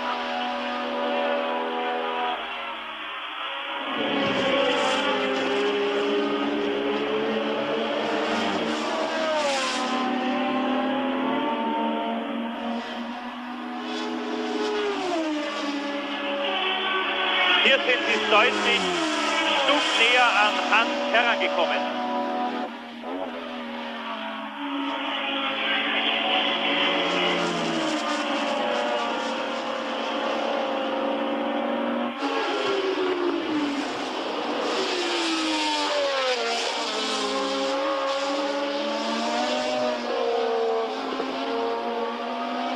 Niki Lauda vor der Überrundung einiger Fahrer. Die Nachzügler sind Nummer 18 Schuppan mit einem Surtees und Nummer 9 Ribeiro mit einem March.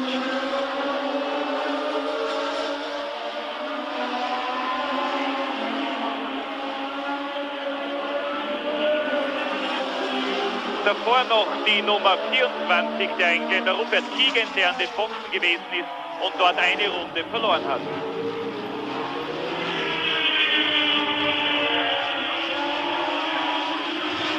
Zuerst wird Lauda auf Keegan auflaufen, dann auf Schuppan und dann auf Ribeiro.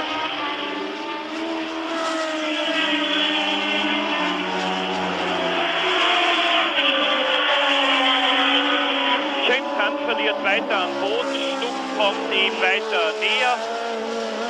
Um den 5. Platz weiterhin das Duell zwischen Reutemann und Andretti.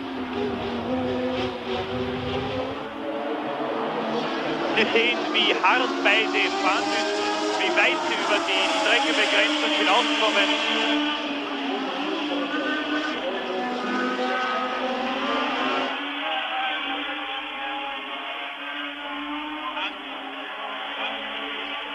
Das dürfte der McLaren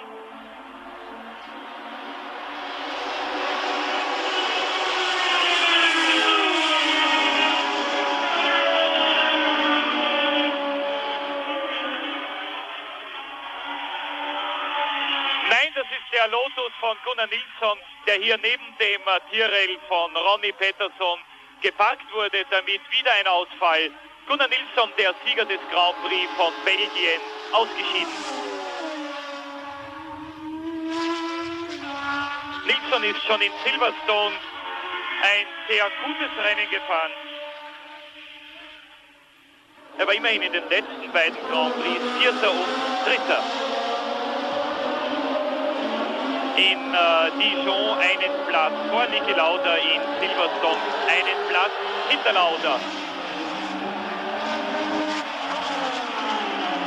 Ja, und ich habe vorhin richtig gesehen, dass auch James Hunt ausgeschieden ist. Also damit ist jetzt Stuck Dritter, Reutemann Vierter und Andretti Fünfter.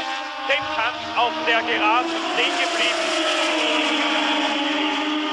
Niki Lauda jetzt beim Überrunden von Keegan und von Schuppan. Allerdings haben ihm beide Fahrer jetzt in der Startkurve zugemacht.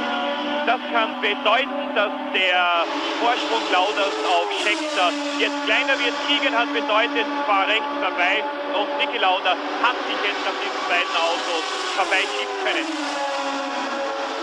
Ja, also die Strecke war kurz blockiert, weil sich die beiden Nachzügler, nämlich Keegan und Schuppan, gegenseitig überholt waren. Etwas blockiert, Lauda ist vorbeigekommen und zwar gut vorbeigekommen und unverändert in Führung. Und jetzt muss Scheckter noch an den beiden Fahrern, an Schuppan und an Keegan vorbei.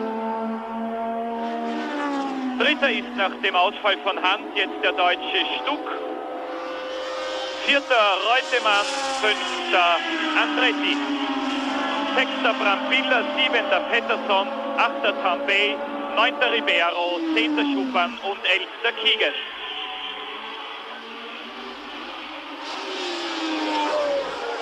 Scheckter muss jetzt noch an Schuppan und Keegan vorbei. Das ist der dritte Stuck. Stuck war noch nie in einem Grand Prix unter den ersten drei, er war noch nie auf dem Siegespodest der drei Erstplatzierten.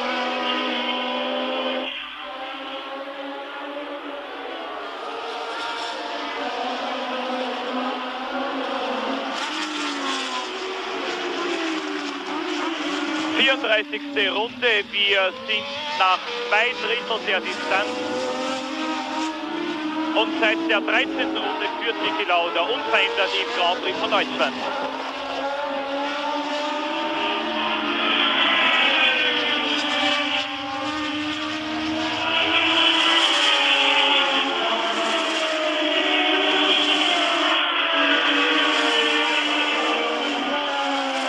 Das ist Keegan Nummer 24.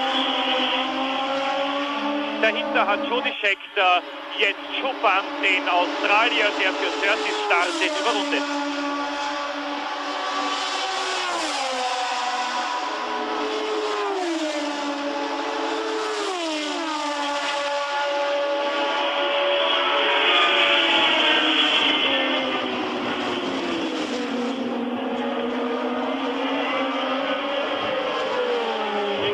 Das ist Chopin, der hinter Jody Scheckter herfährt und jetzt versucht, das Tempo des Zweitplatzierten zu halten.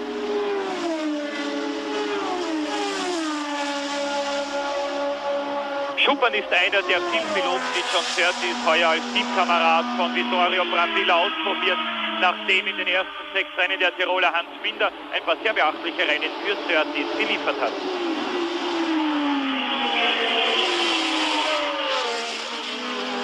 Niki Lauda mit der berühmten Lauda-Präzision im Motodrom von Hockenheim, ein ungefährdeter Spitzenreiter im Grand Prix von Deutschland. Der deutsche Grand Prix ist einer der wenigen, die Niki Lauda in seiner Karriere noch nicht gewinnen hat können.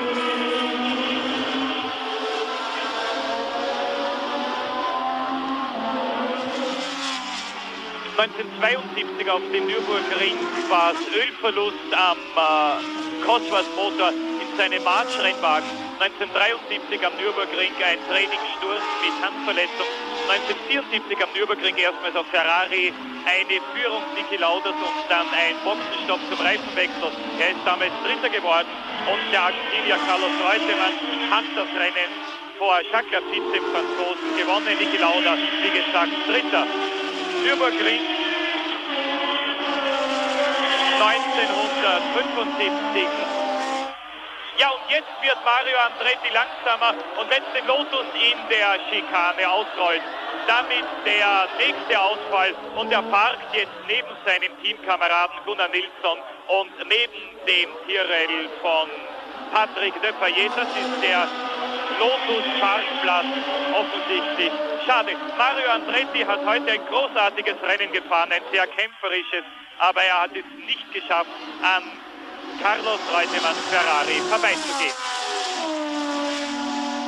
Damit rücken klarerweise alle anderen um einen Platz auf. Unverändert erster Lauda, zweiter Scheckter, dritter Hans, vierter ist Reutemann, fünfter Brambilla, sechster Pettersson, siebenter Tambay, achter Ribeiro, neunter Chopin und zehnter Keegan.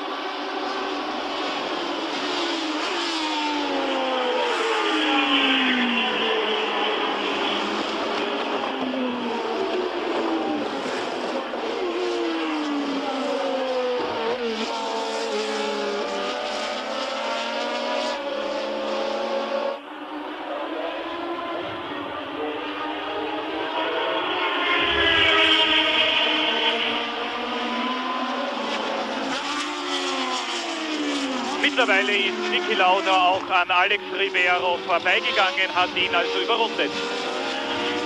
Niki Lauda hat im Augenblick freie Fahrt nach vorne, kein anderes Auto blockiert die Straße. Jody Scheckter muss noch an Ribeiro vorbei, 8 Autos noch in der gleichen Runde.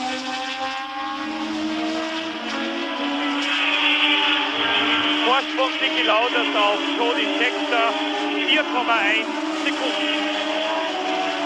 Auf Hans-Joachim Stuck 9,4 Sekunden. 4,1 auf Scheckter, 9,4 auf Stuck.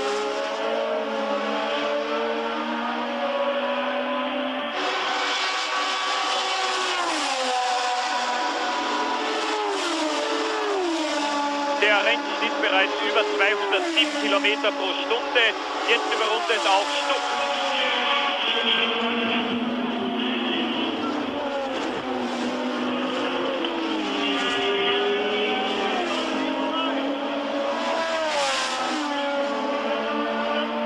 Stuck an dritter Stelle, Reutemann an vierter. Hinter Stuck ist der überrundete Surtees-Fahrer Bernd Schuppan, ein Australier. Sein Teamkamerad Bram Biller wurde jetzt von Ronnie Peterson überholt. Das heißt, Peterson jetzt Fünfter, Bram Biller Sechster. Und Niki Lauda unangefochten nach einer bravourösen Fahrt in Führung.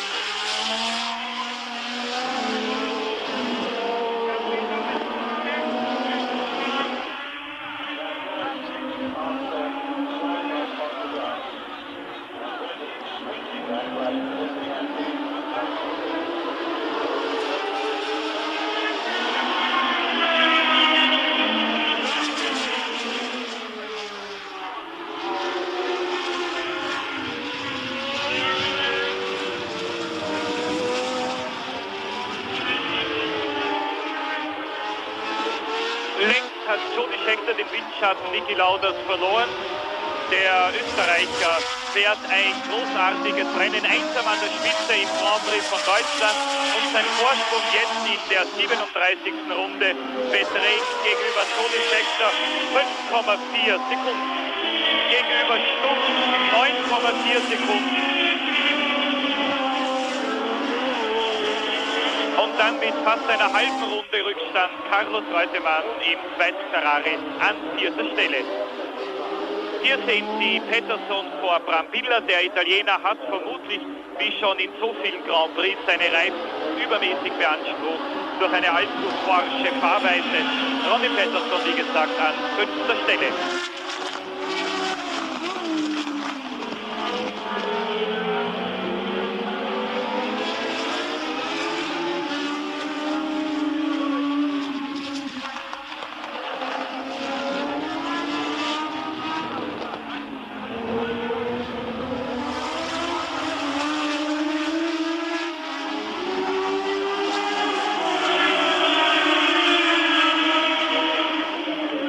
Biller und vor ihm Peterson. Niki Lauda.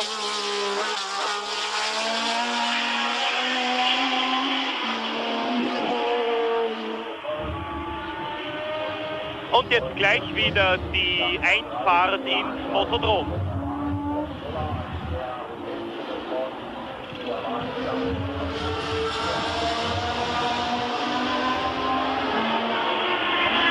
Scheckter hat Ribeiro überrundet, zwischen Lauda und Scheckter aber jetzt ungefähr 5 Sekunden.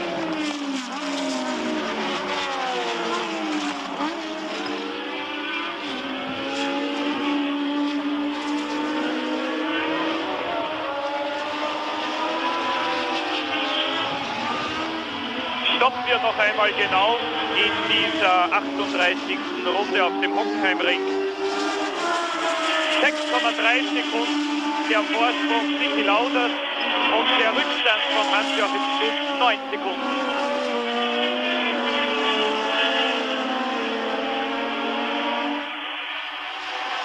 Die Uhr läuft für den führenden Österreicher Niki Lauda.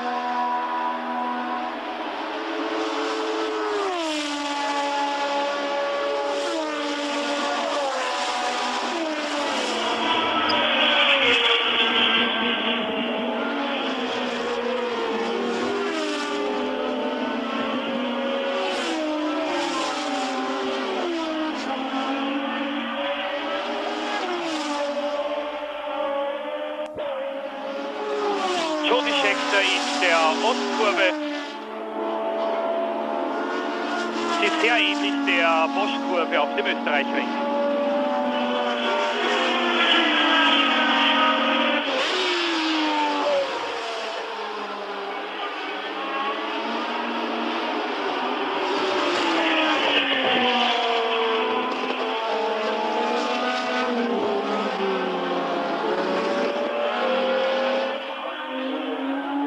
Eine Nachricht von der Rennleitung: Ausfallgrund für den Engländer James Hunt, der so lange an dritter Stelle gelegen ist, war ein Motorschaden. Hans-Joachim Stuck aus dem Windschatten heraus, jetzt Alex Ribeiro überrundet. Und zwar beim Anbremsen der Einfahrkurve ins Motodrom.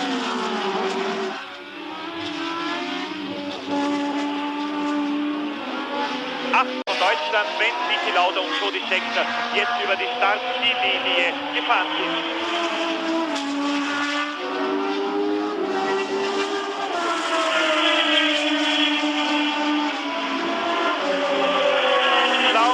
Scheckter, Stuck, vierter Reutemann, fünfter ist jetzt wieder Brambilla, der Ronnie Peterson überholt hat, siebenter Tambay, achter Ribeiro, neunter Schuppan, zehnter Padrese, elfter Kiegen.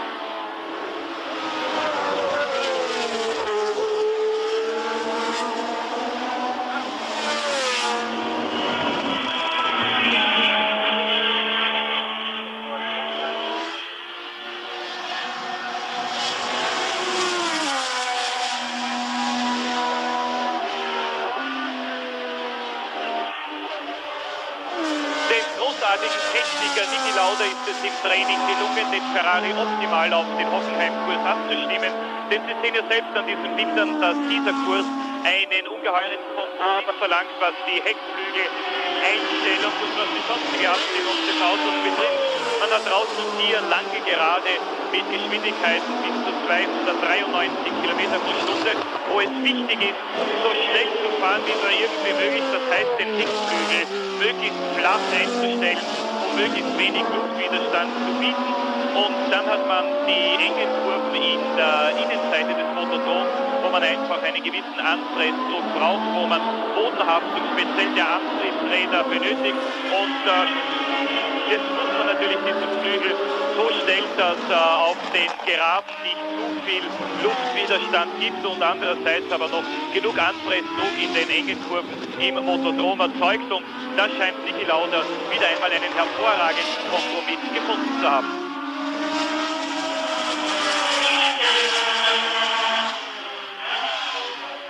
Lauda war im Freitagstraining Vierter, hat sich dann am Samstag zu John Watson in die erste Startreihe gefahren, bis beide in der allerletzten Trainingsrunde von Jody Scheckter dann überflügelt wurden.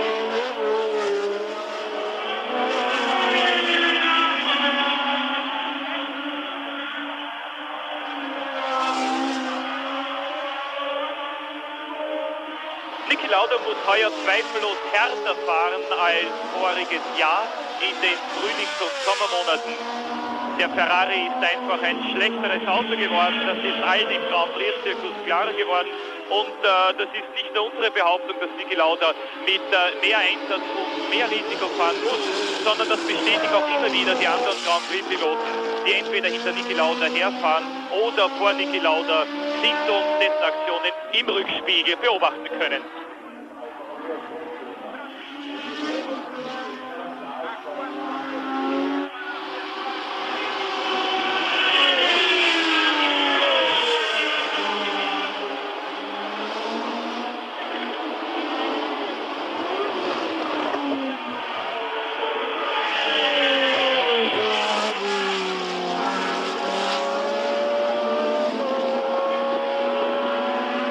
Hockenheim ist ein Kurs, der optimale Balance der Rennautos verlangt bei diesen hohen Geschwindigkeiten auf der Geraden und dann, wie gesagt, bei diesen Bremskurven kommt äußerst auf die Straßenlage an. Das Handling der Autos, wie es in der englischsprachigen Formel 1 heißt, muss einfach ein perfektes sein. Und für die meisten Fahrer und Teams war ja Hockenheim ein gewisses Neuland. Wie gesagt, seit 1970 kein Grand Prix mehr in Hockenheim. Seit 1971 auch kein Formel-1-Rennen mehr. Und von den Fahrern, die 1970 hier noch am Start waren, nur 3 auch heute noch dabei. Ronnie Peterson, Clay Regazzoni und Mario Andretti. Andretti ausgeschieden wegen Motorschadens an seinem Lotus.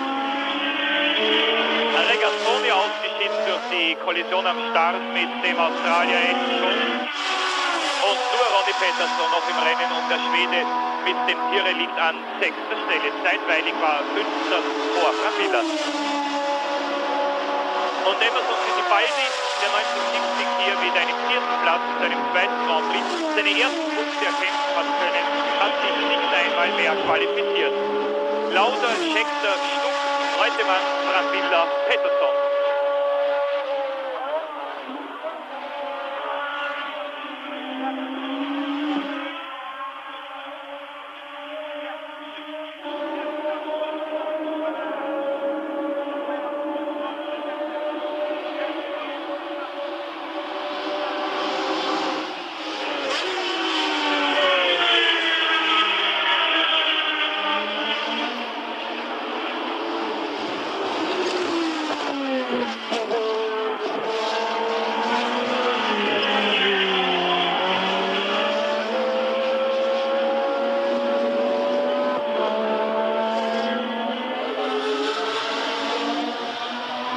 Bei der Einfahrt ins Photodrom hat Niki Lauda genau 8,3 Sekunden Vorsprung auf Jody Scheckter in der 42.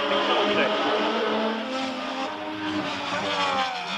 Das heißt, dass noch 5 Runden zu fahren sind und es sich Niki Lauda leisten könnte, 7 bis 8 Zehntel pro Runde langsamer zu fahren und trotzdem diesen Grand Prix von Deutschland auf dem Hockenheimring noch zu gewinnen. Und die Idealvorstellung Niki Laudas für einen Grand Prix ist ja die, 10 Runden vor Ende eines Rennens 10 Sekunden Vorsprung auf den Zweitplatzierten zu fahren.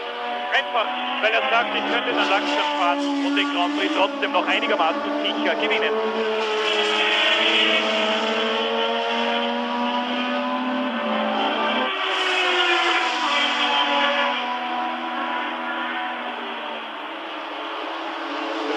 Lauda heute den Grand Prix von Deutschland gewinnt, dann hätte er den Italiener Alberto Ascari, den zweimaligen Weltmeister auf Ferrari, endgültig überholt in einer ewigen Siegerliste. Dann wäre Niki Lauda der erfolgreichste Ferrari-Fahrer aller Zeiten.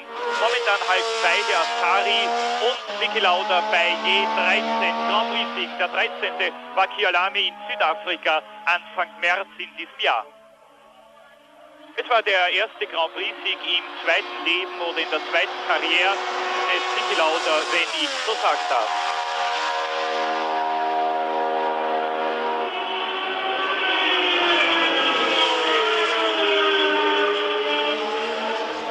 Carlos Reutemann, der an 4. Stelle liegt, der Mario Andretti in einem großartigen Zweikampf niedergehalten hat. Hans-Joachim Stuck, der an 3. Stelle liegt, möglicherweise zum ersten Mal heute auf einem Siegerfoto der ersten 3 in einem Grand Prix. Stuck hat schon einige 4. Plätze herausgefahren, aber noch nie einen 3., 2. oder gar 1.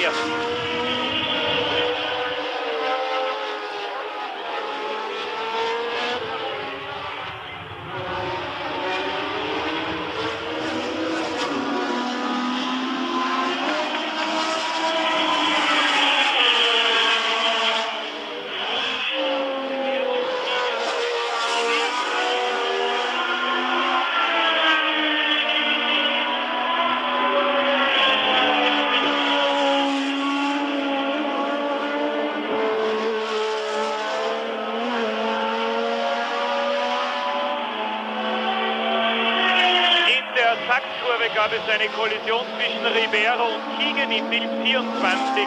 Der Hessget von Rupert Keegan. Ribeiro ist wieder auf die Rennstrecke zurückgekehrt. Sie sehen, der ONS-Wagen ist schon wieder am Tatort, aber dem englischen Fahrer Rupert Keegan nichts passiert. Alex Ribeiro ist ja der Fahrer, der von allen Formel-1-Fahrern gefürchtet ist, weil sie sagen, ja, und hier wird Ronnie Peterson langsamer. Der Schwede, der an 6. Stelle gelegen ist, dürfte ernsthafte Probleme mit seinem Tyrrell haben und auch den Grand Prix von Deutschland nicht mehr beenden können. Ich wollte sagen, Alex Ribeiro, ein Mann, über den die Fahrer der Formel 1 und bei den Sicherheitskomitees sogar eine Resolution verfasst haben, dass er, so wie Harald Ernst und noch einige namentlich genannte Piloten, streng verwarnt werden müssen, weil sie immer wieder die anderen, die Spitzenfahrer bei Überrundungsmanövern oder überhaupt beim Überholen in Gefahr bringen. Der Grund ist nicht der, dass Ribeiro ein besonders rücksichtsloser Fahrer wäre, sondern er ist einfach so beschäftigt mit seinem Formel-1-Wagen und derart überfordert mit einem Formel-1-Wagen, dass er kaum dazu kommt, in den Rückspiegel zu schauen, geschweige denn zu schauen, was seine Gegner oder die schnelleren Überrunden auf der Strecke machen. Das ist passiert in der 43. Runde. Damit ist an 6. Stelle jetzt der junge Franzose Patrick Tambay, der hinter Peterson an 7. Stelle gelegen war und jetzt den 6. Platz geerbt hat.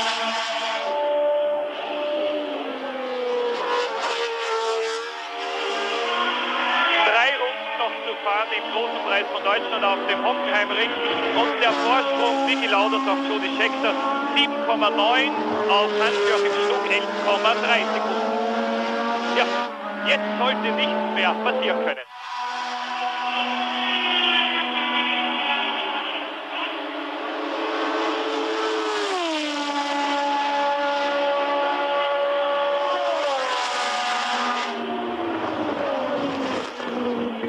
Beide Lotus ausgeschieden, beide Tyrrell ausgeschieden. Watson auf Brephem Alpha, der Pechvogel der Saison, an zweiter Stelle liegend ausgefallen. James Hunt, der Sieger von Silverstone, wegen Motorschaden in der dritten Position aus dem Rennen gerissen. Und der stand 2,5 Runden vor Ende des Grand Prix von Deutschland.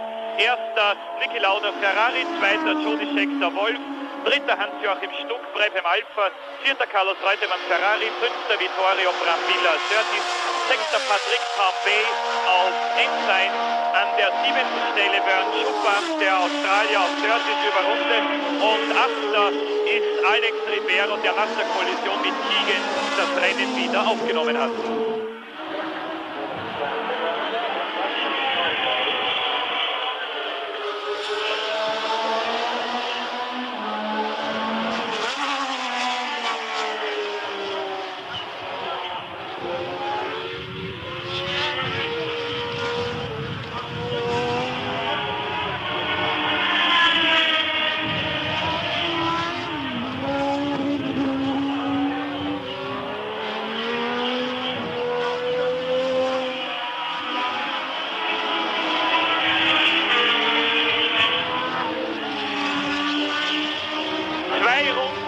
Den führenden Niki Lauda, für Jody Scheckter und auch für Hans-Joachim Stuck, der jetzt seine 46. Runde begonnen hat.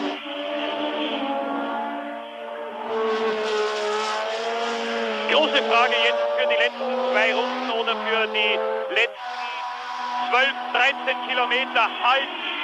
Haben die Wagen genug Treibstoff mit an Bord oder hat dieses Rennen doch mehr Benzin verbraucht, als man ursprünglich ausgerechnet hat? In den letzten beiden Rennen hat jeweils der Führende Schwierigkeiten gehabt mit dem Treibstoff. John Watson mit dem Brephem Alpha, und in Schweden war es Mario Andretti, dessen führender Lotus zum Nachtanken an die Box musste und dadurch einen sicher scheinenden Sieg noch verschlingt hat.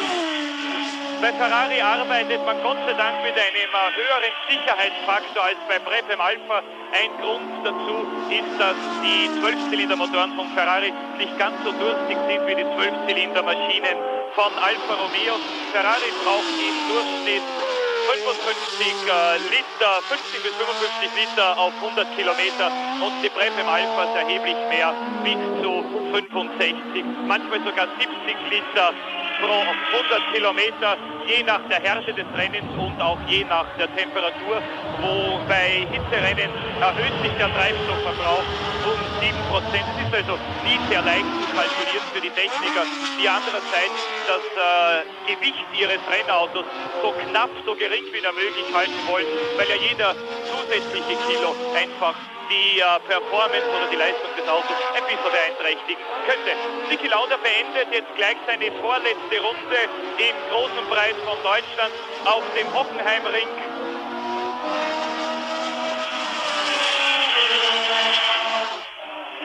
Und ist bereits in seiner letzten Runde. Letzte Runde für Niki Lauda und für Jody Scheckter. 6 Kilometer fehlen Niki Lauda noch zu einem Comeback im Grand Prix von Deutschland, das nicht triumphaler ausfallen könnte. Fast auf den Tag genau ein Jahr, aber Sie wissen das alle, 1. August, Nürburgring, meine Damen und Herren. Und jetzt auf dem Hockenheimring Niki Lauda in Führung im Grand Prix von Deutschland vor Scheckter und vor Hans-Joachim Stuck.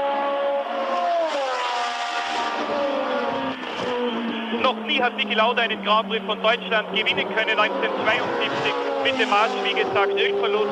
1973 Trainingsunfall mit dem BAM. 1974 die Kollision mit Jody Scheckter nach 2 Kilometern. 1975 der Reifenschaden in führender Position, durch den Lauda auf den dritten Platz zurückgefallen ist und Carlos Reutemann damals für Brephem gewonnen hat. Und jetzt im 39. Grand Prix von Deutschland der Geschichte Niki Lauda unterwegs zu seinem 14. Grand Prix-Sieg. Und jetzt im Autodrom, im Innenfeld des Motodroms, halten natürlich jetzt alle den Atem an. Wo bleibt Niki Lauda und wann kommt der Österreicher, der Führende im Grand Prix von Deutschland? Und jetzt zum letzten Mal Niki Lauda herein in die Eingangskurve des Motodroms. Noch einmal zurück in den dritten Gang für die Zackkurve. Niki Lauda 1 Kilometer vor der Zielflagge im großen Preis von Deutschland.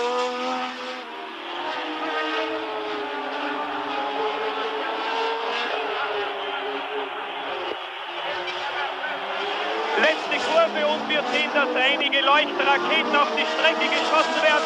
Niki Lauda triumphiert im großen Preis von Deutschland, meine Damen und Herren, und feiert damit eines der triumphalsten Comebacks, das es in der Rennsportgeschichte jemals gegeben hat. Sicherlich das triumphalste Comeback in der Geschichte des großen Preises von Deutschland. Zweiter Hans-Joachim, zweiter Scheckter und auf dritter Stelle Hans-Joachim Stuck ganz langsam hereinrollen mit zu wenig Benzin an Bord. Und Sie sehen ja die Gäste des Deutschen, der bedeutet hat, etwas zu trinken. Das heißt in der Rennfahrersprache nicht mehr genug Benzin. Und ich glaube, dass auch Jody Scheckter im Finish ein bisschen langsamer geworden ist in dieser allerletzten Runde, weil an seinem Wolf Force möglicherweise auch nicht ganz genug Benzin getankt war und der Wagen mehr Benzin verbraucht hat, als ausgerechnet war. 9 Punkte für Niki Lauda, 6 Punkte für Jody Scheckter, 4 Punkte für Hans-Joachim Stuck. 3 Punkte für Carlos Reutemann. Damit eine 100%ige Ankunftsquote bei Ferrari. Erster Lauda, vierter Reutemann. Im Ziel auch der überrundete Brasilianer Alex Ribeiro.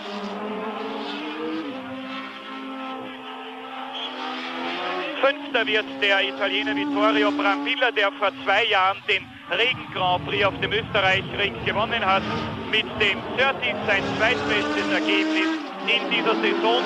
Und auf dem 6. Platz der junge Franzose Patrick Tambay, ein ehemaliger Skirennläufer, der mit dem 2. N sein 6. wird und damit den ersten Weltmeisterschaftspunkt seiner Karriere bereits im 2. Grand Prix Start erzielt hat.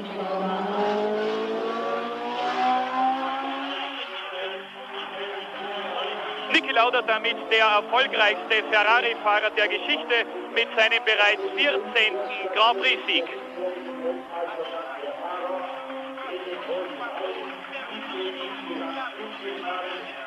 Die Voraussage Niki Laudas für den heutigen Grand Prix war, die Chancen stünden ein bisschen besser als in Silverstone, wo Niki Lauda vor 2 Wochen Zweiter gewesen war.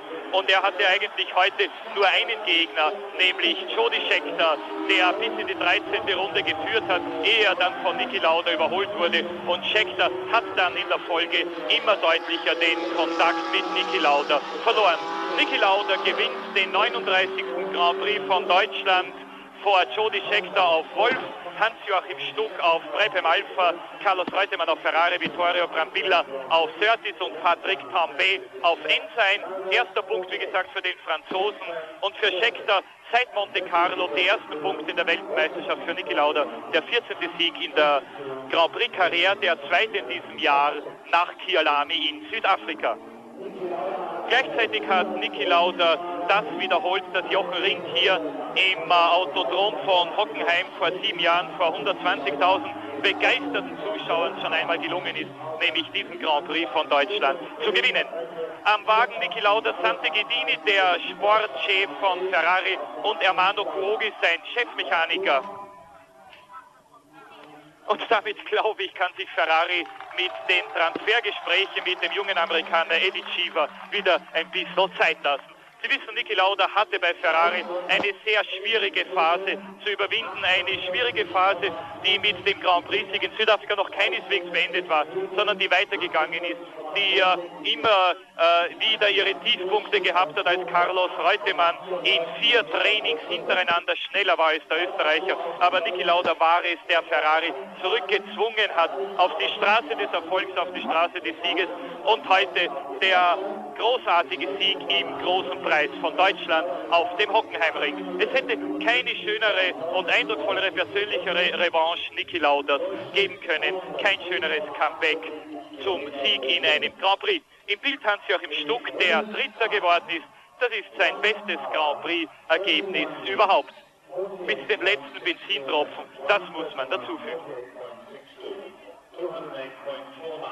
Es hätte auf nicht sehr viel gefehlt und Niki Lauda hätte heuer unter Umständen einen deutschen Nationalrennwagen gefahren. Es hat im Frühling und im Frühsommer 1976 ernste Gespräche gegeben über einen deutschen Formel 1, den Ford in Köln gebaut hätte, mit Niki Lauda als Fahrer und mit Harvey Postlethwaite, dem Engländer, als Designer. Niki Lauda hat gesagt, ja, unter Umständen, aber wenn dann Postlethwaite als Konstrukteur dieses Autos, dieser Mann war aber bereits vertraglich an Walter Wolf gebunden und so ist dann Walter Wolf auch in dieses Projekt mit einbezogen worden. Es hat eine Möglichkeit gegeben, Lauda, Wolf und Ford, also mit einem alldeutschsprachigen Formel-1-Team. Diese Möglichkeiten wurden dann durch durch Niki Laudas Vertragsverlängerung bei Ferrari nicht genützt und Lauda hat bei Ferrari unterschrieben, voriges Jahr zwischen den Rennen von England und vom Nürburgring. Schnellste Runde im Rennen und damit neuer Formel 1 Rundenrekord im Motodrom von Hockenheim. Niki Lauda 1:45:99, Schnitt 210,68 km/h und die Siegerzeit Niki Laudas 1 Stunde 31 Minuten 48,62 Sekunden. Das ist ein Schnitt von 208,94 Kilometer pro Stunde. Im Bild Hans-Joachim Stucco und jetzt hätten wir auch gern, dass uns die deutschen Kameras unseren Sieger Niki Lauda zeigen. Ja, es lief anfangs ganz gut, auch der Start hat gut geklappt. Ich habe damit bewusst die ersten 10 Runden zurückgehalten, um nicht die Reifen zu ruinieren. Ich habe einen Untersteller im Auto bemerkt. Ich weiß nicht, ob Sie hören können, was Hans-Joachim Stucco sagt. Er sagt, in den ersten 10 Runden ein bisschen zurückgehalten. Ausgefallen wäre, ich sicher keinen dritten Platz gemacht. 2 Runden vor Schluss, man stellt sich das vor, die ersten Aussetzer. Letzte Runde ins Motodrom hinein, Benzin aus. Gerade noch stotternd übers Ziel und nach dem Ziel war das Ziel endgültig aus. Unglaublich. Der Hockenheimring liegt Ihnen ganz offensichtlich 4-mal schon mit der Formel 2 siegreich. Heute immerhin ein 3. Platz in der Formel 1. Ihre beste Platzierung bisher? Das ist in der Formel 1 die beste Platzierung. Natürlich muss ich Dank sagen dem Martini Alpha Brabham Team, die ja so gut für mich gearbeitet haben, ohne die hätte ich das nie erreicht. Trotzdem bin ich unheimlich glücklich. Worin liegt der Reiz dieser Strecke für Sie? Ja, die Strecke ist an sich stinklangweilig gegenüber Nürburgring, aber man muss sie auch eben schnell fahren können, um vorne zu sein. Dankeschön, Hans-Joachim Stuck.